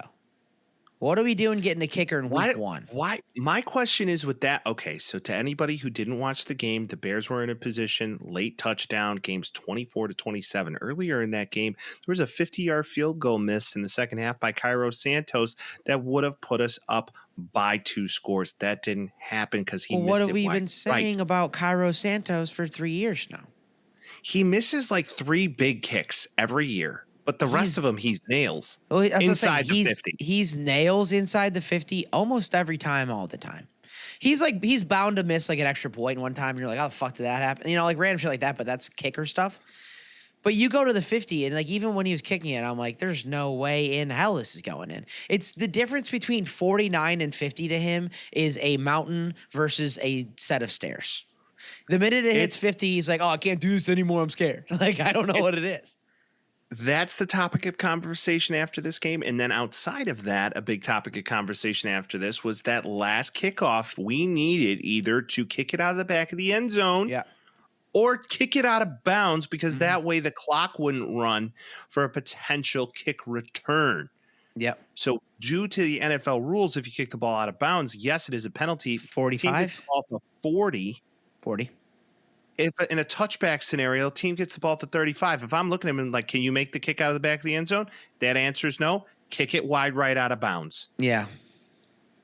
That didn't happen. I don't know if that's a Ben Johnson, first bad game challenge thing. used. Okay, so I'm glad you said that. Bad challenge used too. That looked Bears like a fans. fumble. In defense, that looked like a fumble. I know, but you should have guys up there that are like, nah, and then you just move on. Allegedly, he claimed in his post-game press conference and his day 2 press conference that his guys upstairs were saying, do not challenge this. Yeah, and they were right because they have video evidence of that. Follow your analytics, people. You know what this is, though, at the end of the day, and I talked to you about this right after as well, or the next day. It's his first game as a coach. It's Caleb Williams' first real game in this offense. Am I saying Caleb Williams is a good quarterback? No. But the consistent sentiment across the entire U.S., because everybody gives a shit about a team that sucks every year, which is weird. They are like, Caleb Williams clearly isn't good because he's in Ben Johnson's system now and he's not amazing. And Ben Johnson doesn't know like how to maintain the team and he's just letting them be a prima donna and everything's bad. And to that I say, we were winning the game for the most of it. We lost it at the end. That sucks. But if we were to do the same thing and flip it last year, then Matt Eberflus is going to win a Super Bowl as the Bears head coach, and everybody else sucks except for the Bears because they won in week 1. We know that's not true. There's so many games left in the future. I'm not saying that they're good or bad. I'm just saying that the verdict is still out there, man. And you can't make the decision off of week 1 and stop overreacting. And also, J.J. McCarthy isn't the truth either. He had one good half. That's all we had. He had one good quarter, if you technically break it down. Yeah, the fourth quarter was just nails, yeah. He settled in. Now, another thing we could discuss, if you want to talk about what won and lost you the game and keys of this game, when you have 12 penalties for 127 yards. A lot of penalties. Now, granted, some of them were absolute misses by this officiating team. There was a holding call on Darnell Wright, bad. That was really bad. That guy was on the ground. I don't know how you can hold anybody when they're on the ground. That was like a 13-yard. Well, I'll do that if someone hurts themselves. I'm like, I'll hold you. Yeah, you know. right. I'll hold you, big guy. But still, there was some really bad calls here. There was a pass interference call that was called against the Bears. That was absolute bullshit. That was bad off too, yeah. the field. Would have actually been a field goal. Next pass, first down. J.J. McCarthy throws a touchdown to Justin Jefferson. So this game in general was quite difficult to watch. There were some definitely blown calls on this officiating team, but you can't rely on that. And sometimes you're going to go your way and sometimes I'll they're not. say that too. Like, for sure there was blown calls at very consequential times in the game, but a lot of them were legitimate, unfortunately. They were. And usually I think it's got something to do with the severe lack of hard counts last year, and I think he's probably doing hard counts this year and trying to do something. Or because it's a lot of false starts. That was the thing. It was a lot of false starts. You're like, how the hell did that happen? Or new not offense, finishing your motion. New offense, new players, new guys in this system, learning it, understanding the cadence. Caleb has never gone under center before. Now he is. There's a lot of things here to be learned. They couldn't get any rhythm going with this backfield. There was no running game to be seen. You look at this and you're just like, okay. Well, and also I don't know what to run make the ball between the guard and the center or the tackle and the guard every time. You got to not do that. You got to not rely on checkdowns. Like, Caleb was a checkdown merchant for a lot of the game. And I think it was just like once they got out of the script, it got a little crazy. And like I said, too, it's like he ran the ball a few times, but most of the time the protection was there for long enough for him to throw. He couldn't find the read, and then he goes and does the run around in a circle, try to find another pass, run into another spot, try to find another pass, and then throw it out of bounds. Like, all you're doing there is wasting clock and not making anything positive happen. And that's what you have to get better at. In my eyes, the way I look at Caleb right now, he doesn't seem like a confident quarterback in his system that he's still trying to learn. Do you think it's possible he becomes confident? It's going to take a lot of time. And he seemingly, as the game went on, was getting more frustrated of his qualms and missed throws, which there were some missed opportunities in this game. That DJ Moore throw was bad. There was that. He missed a lot of passes to Kmet. There was a 4th and 3 that he missed as well that would have kept us on the field. There's a lot of things here. If you're a Bears fan, that you're like, yeah, that's not it. Now, can he come back? Yes, but when you have a head coach on the sideline who's looking like this motherfucker, he is seemingly frustrated. What I thought the biggest takeaway of this game was from head coach to head coach. You saw one guy who was incredibly frustrated with his plays not being executed correctly. Yeah. And then you saw another guy who had his guys back. Yeah. And was like, you know what? We're starting slow, but we're figuring it out. And I feel we're going to make a comeback in the second half.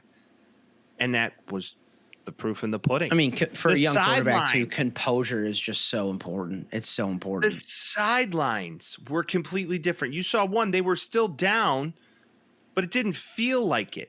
If you looked at both sidelines, the body language, you look at the Bears sideline, they looked defeated. Right. The Vikings sideline had so much juice. They're talking each other up. They're working through it. We did not do that, and I think ultimately it's what cost us this fourth Game quarter. 1, new regime. Call me in 5 weeks, and I'll tell you what my opinion is on it. So the most popular player in Chicago is who? Right now? Just in general, who's always the most popular player on any Bears roster? The quarterback. Specifically the backup quarterback. Because right. Yes. It's Brilliant Bagent. He repaid him. Every Bears fan, you listen to sports radio. It's my funnest thing ever. I can't believe you do it. He's the guy. I'm telling you, you bring him in. He's going to be it. He works the offense better than Caleb. And that's what Ben Johnson wants. Okay. We don't know that. He's very good against seconds and thirds. You signed him for $10 million for 3 years. We like him. He's cool. He's a backup. And if he comes in and plays well, then great. But, like, don't get rid of your entire plan after 4 quarters of football. Just let it run out a little bit more. Don't just completely change based on what happened in the 4th quarter of a Vikings game. That's all. Let's reiterate to everybody that he did throw for Caleb Williams threw for 3,600 yards last season, and that is the most passing yards for any Bears quarterback in NFL. Want to know who would do better? That D2 Shepherd player. What are we doing? You know who might do better, Vince, is Justin Fields. But we do jump to this defensive game where I thought the defense looked good. I just think they were gassed in the fourth quarter. They looked out of shape. The Bears, you're saying? Yeah. Yeah, and I also think like once the running game started working for the Vikings, everything kind of opened up, which was unfortunate. I don't know if they're used to blitzing this much, dude. They blitz all of the time, and it's awesome. I like it, but like you said, like they no longer have time to get in shape. They have to play into play shape at this point. Well, and that's the unfortunate part because I don't think we're going to see what this team could truly be until the bye week, and you go into 2 division matchups straight off the can, and this is just it's tough. It's Middle, baby. Tough. I'm staying mildly optimistic and mildly pessimistic at the same time. Okay. All right. Well, that's the breakdown of this week's Bears game. We were all terribly disappointed and saddened by it, but this is what we do. We hitch our happiness to a dog water franchise. So, dog water franchises, dude. I just love pain. That's all it is. We love the pain. We love the pain. All right. Let's talk about our picks. Let's get our week 2 picks. Let's talk about picks, baby. Let's talk about Eagles, Cowboys. Fun. So, I have to fix my mistake. I called it the ring ceremony. I meant the banner ceremony last week. So apologies on that. The Eagles skipped the banner ceremony, not the ring ceremony. They already had their rings. What's with this week in the NFL of how many games are going to get stopped by lightning? That was weird, man. The Eagles and Cowboys got stopped by lightning delay. Didn't know we did that. Yeah. Then the Panthers game? Yeah, the Panthers and Jaguars got stopped by lightning. It's just weird. God's ready for some football, dude. God's like, all right, I need a break. I'm very excited. God's like, let me bring the boom. Boy. Cowboys are better than I thought they'd be. Seeing Eberflus's face on TV was gross. Now he's gross? He's no longer a hot guy? Well, yeah, it's hard to be a hot guy as a defensive coordinator, dude. You know, he's in Dallas too. Bad colors. It just is what it is. It's different. It's different when you're a head coach. Also, hot guys can be gross, you know, besides that. The Cowboys look better than I thought they would. That's kind of my takeaway. Dak did just enough that he wanted to. My freaking MVP of this game is Javonte Williams. Just got everybody their fantasy points. What, 2 rushing touchdowns? That's the thing, though. Like, no one's starting Javonte Williams in fantasy week 1 because they don't know what he's going to be. And now everybody has, like, 25 points sitting on the bench, and they're going to put him in next week, and he's not going to do anything. That's always the case with this. Yeah. That's how it goes. I don't miss fantasy football. I hate to say it to all my fantasy homers out there. I know you love it. It's infuriating. I love the 2 leagues I'm in, and I will never add another one to that list anymore. I've given up on that. Outside of that, though, it's like Eagles looked pretty good. Saquon didn't run much. It was kind of weird, actually, the way they set that up. A lot of A.J. Dillon at some points in the game there, but, like, get out there, gritty win. Held him the rest of the game, made the field goal, call it a day. After that lightning delay, the game was just a snooze fest. Jalen Carter, most notably, getting into a pissing match with Dak before the game even started. And Dak did provoke the situation. What was it? Play 1 or something like that? It was literally play 1. Yeah. Dak spits on the ground. Jalen Carter spits on his face. Jalen Carter, see ya. It was insane. Dak totally egged it on. I like it because it's a division game. If you're Jalen Carter, you're an idiot. You can't do that. You're the best player on that defense. You're the gut up the middle. And then, yes, they won the game, but Javonte Williams ran freaking crazy on him, 2 touchdowns on it. Like, yardage wasn't crazy, but there's a couple times where you could have plugged the hole maybe, being the best player on that defense. Like, you got to know your worth there. It's the same reason that Wayne Gretzky wasn't getting in fights. Same reason that Patrick Kane wasn't getting in fights. You bring your enforcer to do it. You're the enforcer on the field. You can't be spitting on the quarterback. You're going to get ejected every time for that. That's very true. They allowed this game to be the, in quote, game suspension, and he's going to get like a $500,000 fine. Still a dumb idiot. Do not do that or drive and drag race. But the Eagles win 24-20. Don't drag race or spit on quarterbacks, and you'll be actually pretty good for the rest of your career. A.J. Brown, 1 reception. Yeah, he's going to get added later in the year. That's another thing on fantasy. People are like, oh, fuck. And I'm like, yeah, dude, the ball has to go to a couple different people on that Eagles offense. It's not going to be A.J. Brown every week. It's just not. That's why it's like a couple of my friends went like, yeah, so I drafted Jalen, and then I got Saquon in the first round, then I drafted Jalen and A.J. Brown. I'm like, kind of putting all your eggs in one basket, are we? Yeah, that bye week's going to be a real bitch, huh? Like, what do we do? Yeah, right, exactly. So think wisely. Now, Super Bowl winners, Super Bowl loser. Well, Vince, this game was most notably like, okay, Cowboys. We have CeeDee Lamb putting on his best Quentin Nelson impression, and Quentin Nelson putting on his best CeeDee Lamb impression. Yeah, that's true. We didn't talk CeeDee Lamb just dropping balls at the end of the game. Everything. Can't be doing that. Can't be doing that, buddy. Quentin Johnson, 5 receptions, 79 yards, 2 tutties. Isn't this the thing, though? Isn't it like Quentin Johnson, if he could hold on to the ball, would be elite? Because balls would touch his route running is amazing. The ball would touch his hands and he'd drop it. And you're like, why'd you drop it? You're wide open. What the fuck are we doing here? And all he did today, or all he did this game was 5 receptions, 79 yards, and 2 TDs. He's a good wide receiver. Just kept dropping the ball. So if he holds onto the ball, you might be a fucking Pro Bowler this year. Well, and Justin Herbert. Can we talk about Justin Herbert and how good he looked? He looked really good and poised. And he is really good. That's the thing. I think the second year of this Harbaugh offense, he's going to be it. Most notably, just a very smart individual. And you look at this game, though, I mean, his stats are jumping off. 318, 24-34, efficiency, 3 passing touchdowns. On top of that, rushes for 32 yards and 7 carries. It was really nice to see. And also, seems like Omarion Hampton's going to be their starting running back. Yeah. Yeah, it's like...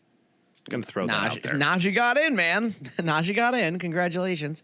1 carry, 5 yards. That was fun. Omarion Hampton, 15 carries. He's the starting back on this team. There's no question about it. Now, will he get a lot of play? I'm pretty sure the Chargers are going to throw the ball like 80% of the time, but Jim Harbaugh likes to run the ball. It's just, you got Ladd, you got Keenan Allen, who looks better than he did last year, clearly. You got guys you got to get the ball to. Speaking of guys to get the ball to, though. Sorry, did you have something? No, that's it. The Chiefs don't have anybody to throw the ball to. That was what I was going to say.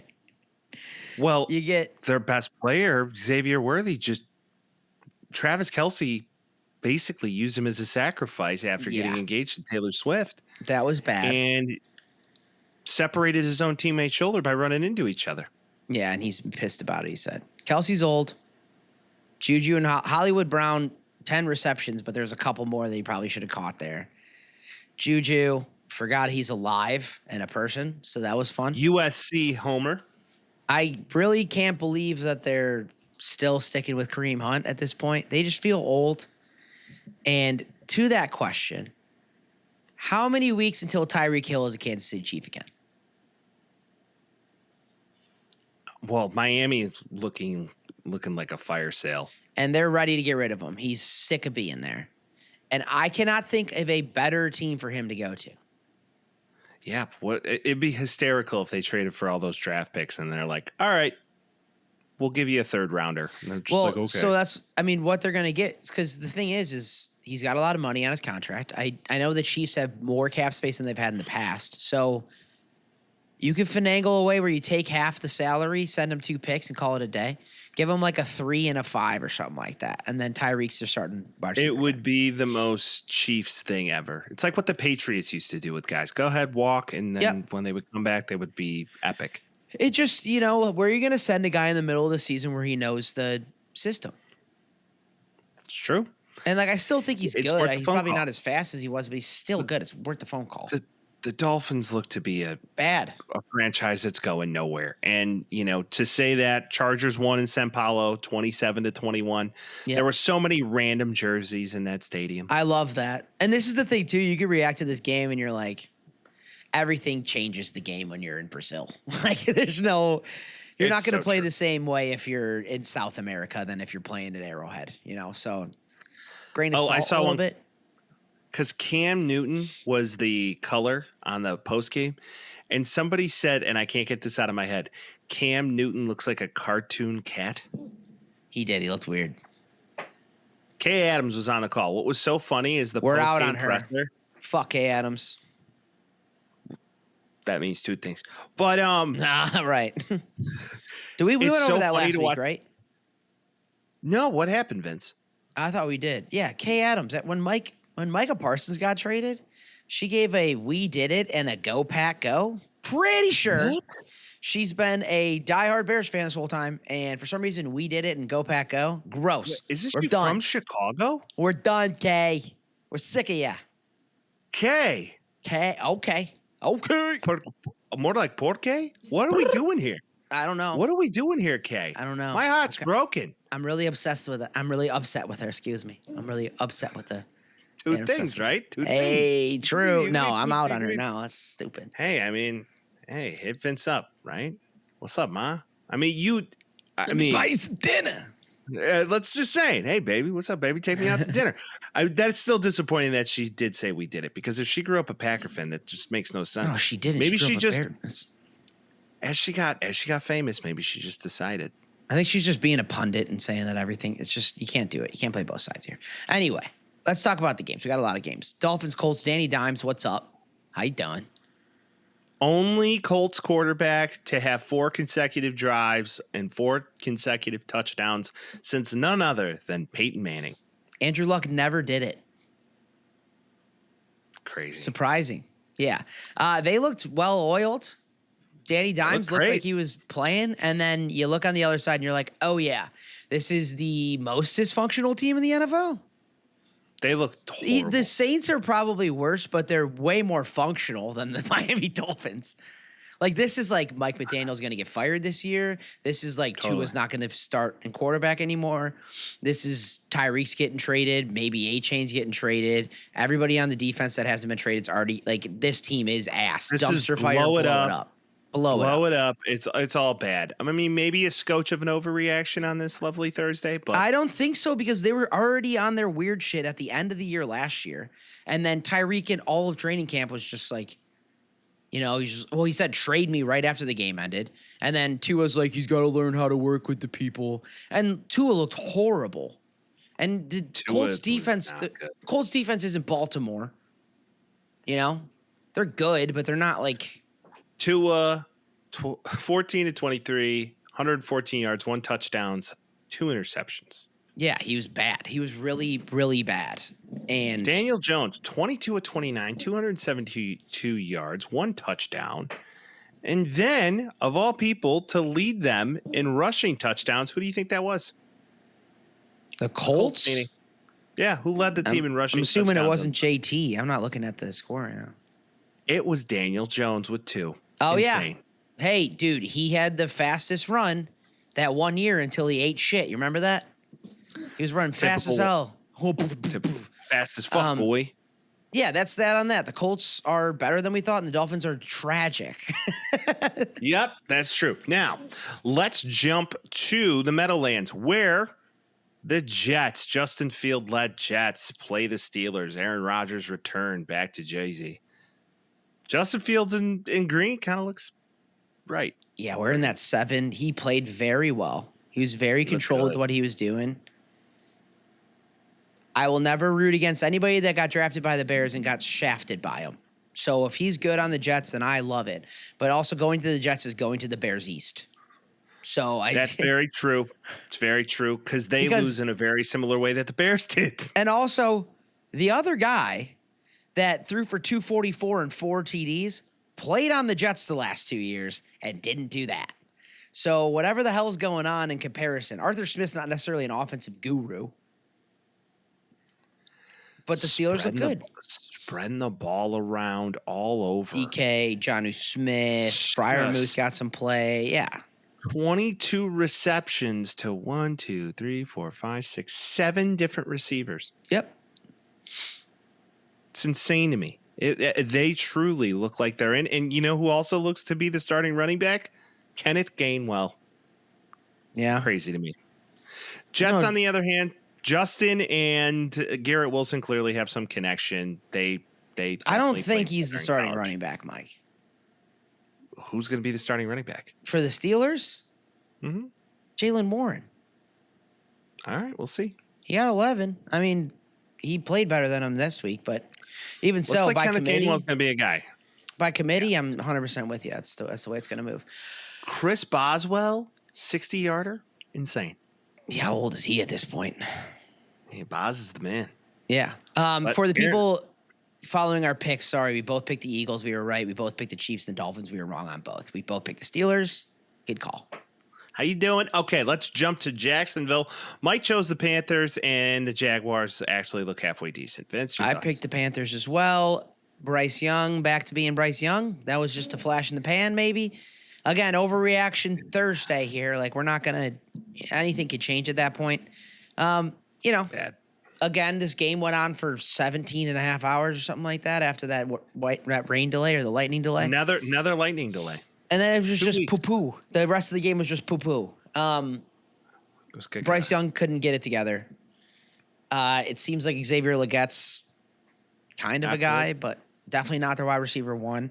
My biggest surprise from this, Mike, was ETN came in and played so well that he literally got his boy traded. I don't know about that. I think they drafted that Tootin out of Virginia Tech, and he looks to be the best second option. And they were like, "All right, what was the conversation all offseason? Tank Bigsby's RB1. That was just Tank Bigsby's RB1. That's what everybody's saying. The dude from St. Louis was just like, nope, not it. We're trading. That's it. So yeah, I mean, I don't have a lot to say about this game. The Jaguars look good. The Panthers don't look good. They look worse than they did at the end of last year, and they got to figure it out. And Bryce Young looks bad, like literally bad. Yeah. And to add to quarterbacks playing bad, so the Saints played the Cardinals and wanted to win, was trying really hard, and Spencer Rattler's just not very good, and the Cardinals win 2013. Okay. We both picked the Cardinals. We both knew it was going to happen. The Saints are the worst team in the league. This means nothing for either team, to be honest. The Giants look like a mutiny already, and Russell Wilson kind of sucks, and Malik Neighbors losing his mind, total head case, to be expected. Yeah, you're going to Devo wide receiver if your team is ass. You got to do it. Russell Wilson starting again next week. They already said it. Which I say by the bye week for them, Jackson Dart's the starter. Well, okay. So Ben Johnson comes out in tomorrow's press conference and he's like, "Oh yeah, Caleb's our starting quarterback." Yeah, dude, no shit. You only say that if you're kind of thinking about not making him your starting quarterback. Like, he has to announce that Russell Wilson's the starter because no one thinks he should be. That's what it is. Exactly. Yeah. It's true. And the commies are good. Great. Commies are good. Deebo Samuel seems to be the guy for them. And Ja'Cory Krosky-Merritt, or as they call him, Bill, looks to be the guy as well. 10 carries, 82 yards. He got listed as RB4 on the depth chart, and he ran the ball the whole game. He was in charge of the game. You gotta love it. You gotta love it. It was definitely a fun game to watch. Okay, now Buccaneers Falcons. This game always seems to be a absolute dogfight. Yeah, Emeka Egbuka. I mean, okay, taking the Mike Evans role. Four receptions, 67 yards, 2 touchdowns. If you bet Mike Evans to score a touchdown this game, boy, oh boy, were you wrong. Yeah. Fun little quip about that. If you guys heard it, the Buccaneers in their huddle or whatever talking about that play to get him the ball in the back of the end zone. He's like, "I'm going to burn this guy," and just went out there and burned him, and they threw it to him. He's like, "I got him. I've been taking care of him all day. I'm going to burn him. I'm going to go do it." And I love that. The Buccaneers are, as the kids say, aura farming right now. They're the team with the most aura in the NFL, in my opinion. Really? Baker, everybody loves Baker. You got to love that Mike Evans is still there. They got the young guys and the old guys. Everybody loves Bucky Irving, and the defense is still good. So there's no reason they can't. I mean, they're going to make the playoffs this year. I would almost say that with certainty. But I could see them going for a run. We'll see. Okay. How about everybody who had it in their gut not to draft Kyle Pitts? If you're a PPR fan, boy, oh boy. Kyle Pitts, 7 receptions, 59 yards. I still don't regret it because who knows if that's going to happen next week, dude. I don't. He's very true. So hard to, like, I had him one year and I'm like, I'll never do it again. And Younghoe Koo, not so cool this week, missed a game-tying field goal to end the game. Younghoe less than Koo. Yeah, people are mad about that. I'll happily give them Cairo for Younghoe Koo. That's all I'll say. All right, well, we got $23, Falcons 20 at home, and Kirk Cousins still not on an NFL team. Not going to be a Colt, that's for sure. Probably not going to be a Colt is right. Yeah. Maybe he might be a Dolphin though. Yeah, feels like it. All right. Bengals and the Browns have the showdown of Cincinnati and the battle for Ohio. Closer than you thought? Joe Burrow. Closer than you thought, Mike. Settle in. We were talking about it last week. 13 yards, 1 touchdown, 14-23. I took the Brownies in this one, and I was almost right, and I was really jacked about it. I said it too. I'm like, maybe this is a little Flacco game, and if there's a game that's more Joe Flacco than this one, just go ahead and let me know, because he threw the ball 45 times, almost 300 yards, 1 touchdown. But the glaring thing that's very Flacco is going. Almost winning a game on 2 interceptions and a touchdown. I love it. Right. It's a Joe Flacco game in a nutshell. Jerry Jeudy getting fed the whole game. Chase Brown looks very good. I'm very excited about that. But Jamar Chase needs to get the ball more if you're Joe Burrow. You got to give him the ball more. Myles Garrett had like almost what you would call the perfect inning of sacks. He sacked Joe Burrow in 2 plays back to back. Yeah. 2nd down, 3rd down, done. He's the best edge rusher in the league, yeah. It's kind of hard to argue it. Yeah. I would say that. Now, it looked like that the Browns maybe had a opportunity to come back, but couldn't, and there was a game-ending interception on a tip. So usually if you are negative in the turnover column, you are going to lose, and that was the case for the Browns. Facts. Bengals 17-16. Raiders go into New England to play the Patriots. I most notably selected the Patriots, and this one Vince went with the Raiders. Boy, oh boy, Geno Smith, 24-34, 362 yards, and a touchdown. Got me feeling nicey. Yeah, dude. I think this one, more than anything, is just like the older, more veteran team is going to win this one. This is a brand new system on one end, and the other one is either Pro Bowlers who are young. Brock Bowers, obviously a monster. Michael Mayer getting some play, by the way. I don't know if you're watching this at all, but old Notre Dame tight end getting some play. I'm surprised. Yeah, this is hey, Patriots fans, settle down. You're not winning a Super Bowl because Drake May was good for a little bit of time. Like, give him some time to progress through his shit. Yeah, that's that on that. Also, Stephon Diggs, where you at? That was my biggest thing. Didn't seem to be there. Demario Douglas, only person on this team that caught a touchdown pass. Pretty crazy. Yeah. Kayshon Boutte, a lot of play, though. Yeah, Boutte did get a lot of play, but the Raiders starting the season off 1-0 under the Pete Carroll-led team. Tom Brady's happy. All right. The 49ers go into Seattle. Danny, my guy, Sam Darnold, comes into this game. First starter for this team. Got paid a bag. Looked okay. I was just going to say, he was the definition of I. 16-23, 150 yards. Also, Charbonnet is just the starting running back on this team now. I mean, him and Kenneth Walker are splitting carries. They were splitting, but it just seems like all of the influential plays were Charbonnet. It was weird. And also, Jackson Smith and Njigba seems to be it as well. When did we start putting JSN as like a top 10 receiver in the league? Are you seeing all this shit? People are doing power rankings. They're like, JSN's top 10. I'm like, dude, maybe off of the ability to get the ball thrown to him because he's the only guy on their team. But, like, what are we doing? Well, to add to that, Sam Darnold targeted him a lot. 9 receptions, 124 yards, just missing a touchdown. Seemingly, they couldn't fit the ball in the end zone, minus 1 rushing touchdown to Zach Charbonnet. We'll see how they use Kenneth Walker. Zach Charbonnet at UCLA was most notably one of the best. He was the man. Like 3-tool athletes coming out of that draft. So I remember him coming out. You're like, that's a guy. I'm like, who? And then he's been pretty good. Yeah. Yeah, he's a guy. There's no doubt about it. If you look at what this team can do, you're in a tough division. This was a division matchup to start right away. Of course, the 49ers figure out a way. Robert Saleh back as the defensive coordinator for the 49ers shows Looks you good. what they can do. And Christian McCaffrey looks to be pretty healthy. So, Well, I was going to say the Niners are just injured again. and George Kittle's hurt, right? Hammy, Kittle's hurt. if I'm not mistaken. Juwan Jennings hurt. It's just Ricky Pearsall, Christian McCaffrey when he's healthy, and Brock Purdy just doing their best. That's just what it's going to be for this year, I guess. Yeah, right now, George Kittle probably going to be out for the next 5 weeks. I don't know what he got. Yeah, I didn't hear the actual ending of that. He can just never stay on the field. I know. He's so fun to watch, though. It's a shame. Trent Williams, George Kittle, Michael Williams, all a part of the injury list of that day. I mean, it's getting pretty crazy. So it's the Niners. We will see. And then Brock Purdy's injured right now. Yeah, he's probably going to play through, right?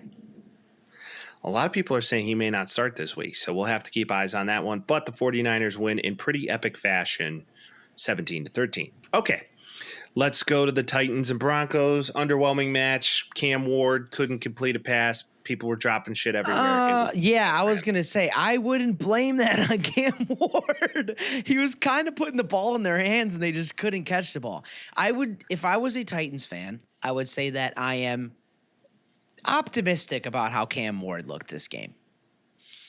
I think visually it went well. He threw the ball where he needed to. He got out of the pocket if he needed to. He ran around a little bit.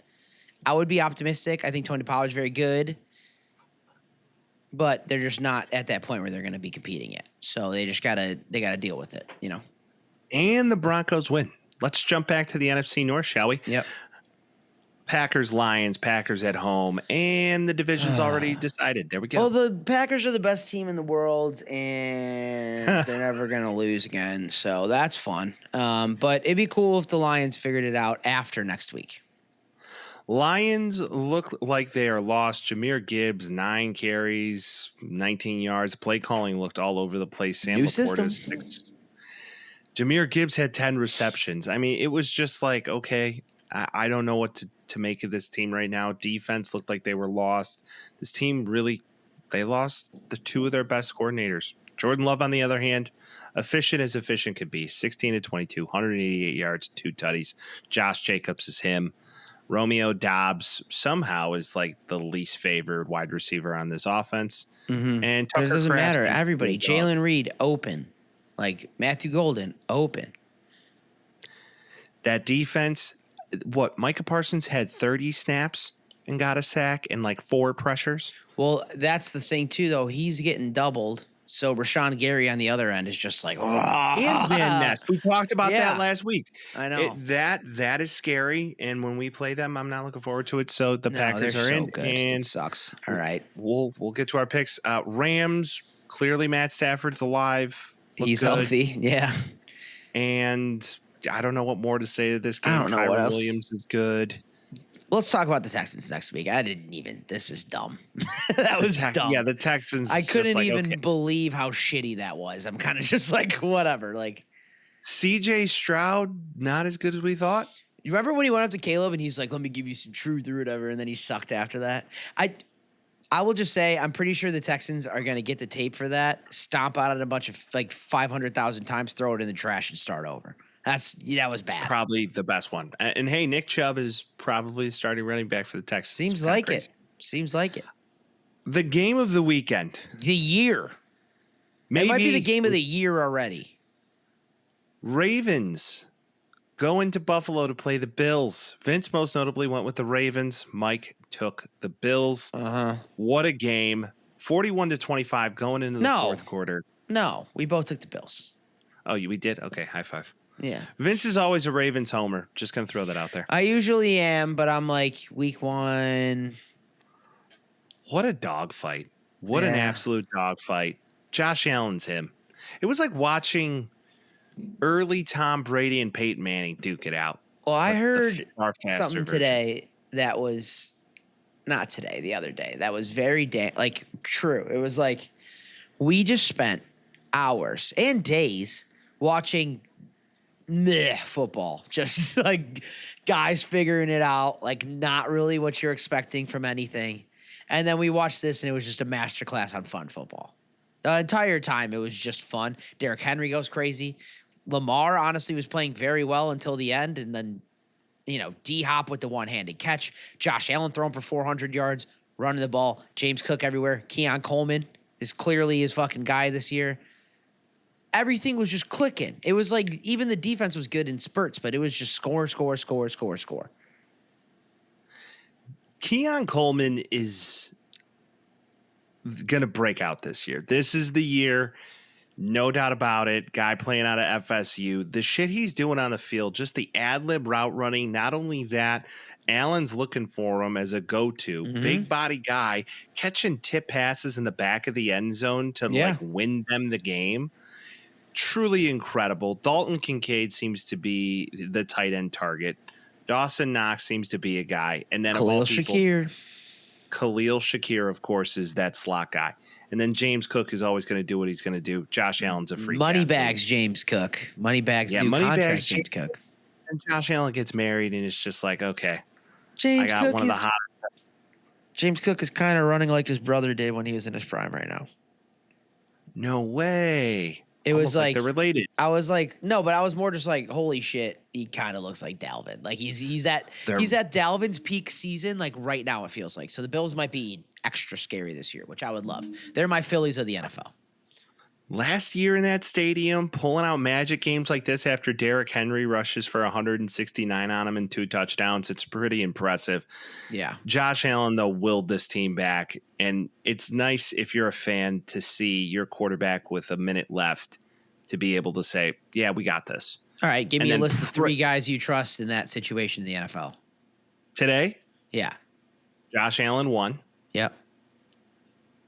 I mean, Patrick Mahomes, of course, number 2. And then a close third. I mean, you got to look at the clutchness of it all. Joe Burrow. Yeah. I would, and it's, dude. What's crazy, the thing is, what do like they all have in common? They're quarterbacks. They all play in the AFC. None of them play in the NFC. Well, there's not one quarterback in the NFC. I was going to say, I think I would honestly fucking trust Lamar Jackson, too, as long as he's not throwing the ball to Mark Andrews. So you're looking at 4 of the best quarterbacks all in the AFC, and all of them just keep beating each other up just over and over again. It's fun. It's so fun.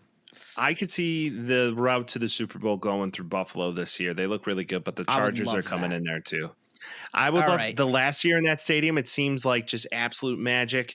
One of the best football games I watched. Matt Prater was coaching his son's football team in Arizona. Yeah. Signed with the Bills on what? I think it was like Friday. It was in Buffalo. Thursday or Friday. He walked in and Josh Allen thought he was a coach. Hilarious. So you love to see that, and I love when old guys win. And then, of course, that is the game of the weekend, and we all know how the Bears game ended. All right, Vince, we got some picks ahead of us. Let's make some picks. Let's get the fuck out of here. All right, so this week, since you did it last week, by the way, just so the people know, I beat Mike by a game last week. I went 11-5. You went 10-6. He's up. Officially. So now what happens is that every other week we switch who picks first, so it's not completely biased the whole time. So I will say the game, I will take the pick, and then you take pick. All right, let's do it. Commies Packers. I'm gonna take the Packers. Unfortunately, who you got? I think it might have been a little flash in the pan. They have a real defensive coach they're going up against and an offense that's humming on all cylinders. Give me the Commies. All right. Giants at Cowboys. I will take the Cowboys. Give me the Cowboys as well. Giants are a mess. They're just bad. Seahawks at Steelers. Steelers' first home game, they're going to win. I would say in convincing fashion, unless Sam Darnold figures out where the touchdown is. Rams, Titans. Give me the Rams. That seems to be a scotch of a layup unless Cam Ward figures it out quickly. Far too easy. I'm not going to bet on the hope. Bills at Jets. Go ahead. Oh, yeah, Bills. Yeah. Yeah. They played a very close game against the Steelers. Give me the Bills. Yeah, I still think the Jets might actually play well in this game, just not win it. Patriots at Dolphins. I'm just going to take the Patriots because the Dolphins are a shitstorm. I think I'm in with you. I think that team's lost. Give me the Pats. Jaguars at Bengals. Bengals start 2-0 this year. I'll bet on it. Give me Bengals. Can't bet against Joe Burrow until I see it. Give me the Bengals. 49ers at Saints. I'll take the 49ers. Just kidding. I'm not taking the Saints once this year. I won't take them one time. I don't know if I'll take them either. This is pretty bad now. I mean, granted, if Brock Purdy doesn't start, keep eyes on this. Assuming Brock Purdy starts, give me the 49ers. Okay. Browns at Ravens. I'm taking the Ravens. I think that's pretty much a layup. Bears at Lions. Oh, yeah. You're taking the Ravens, yeah, I assume. Yeah. Bears at Lions. Here we go. I have to take the Lions here. I have to. It just makes the most sense. I don't want to, but I have to. I can't see my team go 0-2 in the division this early. I still have to keep optimism, and maybe I'm delusional. Give me the Bears. Just, week by week, I just don't see him beat the Lions, but we'll see. I want him to. Broncos at Colts. Give me Danny Dimes 2 in a row. No, Denver's the best defense in the league. Fuck that. Broncos. Oh, God. I'm not betting against the Broncos. I think that first week was a little flash in the pan. Give me the Broncos. I almost did that. Panthers at Cardinals. I'm going to take the Cardinals to start 2-0. I don't think the Cardinals go. I mean, Kyler was sick last week. He was playing through illness. I think the Cardinals are going to come in and show out. Give me the Cards. All right. Eagles at Chiefs. Give me the Chiefs, dude. And Arrowhead, I'm taking the Chiefs. Just for the sake of fun, give me the Eagles. Eagles play really well. Eagles play really well in Arrowhead. They do for sure. It's just I can't see the Chiefs start 0-2. That's crazy. Falcons at Vikings. Oh, ugh. Oh, gross. Like at home in Minnesota. Ew, icky. Don't like this game at all. I'll take the Falcons. Fuck it. I don't know why. Gross. I'm going to go with that kid from LaGrange Park. He looked great in the fourth quarter. I think Brian Flores is going to dial up some pressure against Penix that he's never seen before, and I think they're going to have some trouble. Give me the Vikings. Do you agree? Like kind of an icky game, though? Just smells icky to me. Don't touch that game with a 10-foot pole. Buccaneers at Texans. I'm going to take fuck it. The Texans might play well next week. I'm taking the Texans. I'm not betting against Baker until I see him fall. Give me Baker. Give me the Bucs. They're my glory team, but, every team loses one. Chargers at Raiders. I'm taking the Chargers again. I just think they're better than them. I cannot bet against the Chargers after what I saw on Friday night. They just looked good. They aren't. We almost agree. We almost agree on everything. There's a couple picks in there that are kind of Commies, up in the Packers, mix. Eagles, Chiefs, Bucks, Titans. Those are the only three that we differ on. Yeah, and all games could, in theory, go each way. This week is just a little underwhelming, if I'm not going to lie. It's week 2, man. Every sport, week 2, bad. Every sport, week 2, very bad, very bad. Is there a game in particular? Your thoughts on this Lions-Bears game? What's your picks to click? I don't even know if I have picks to click in per se.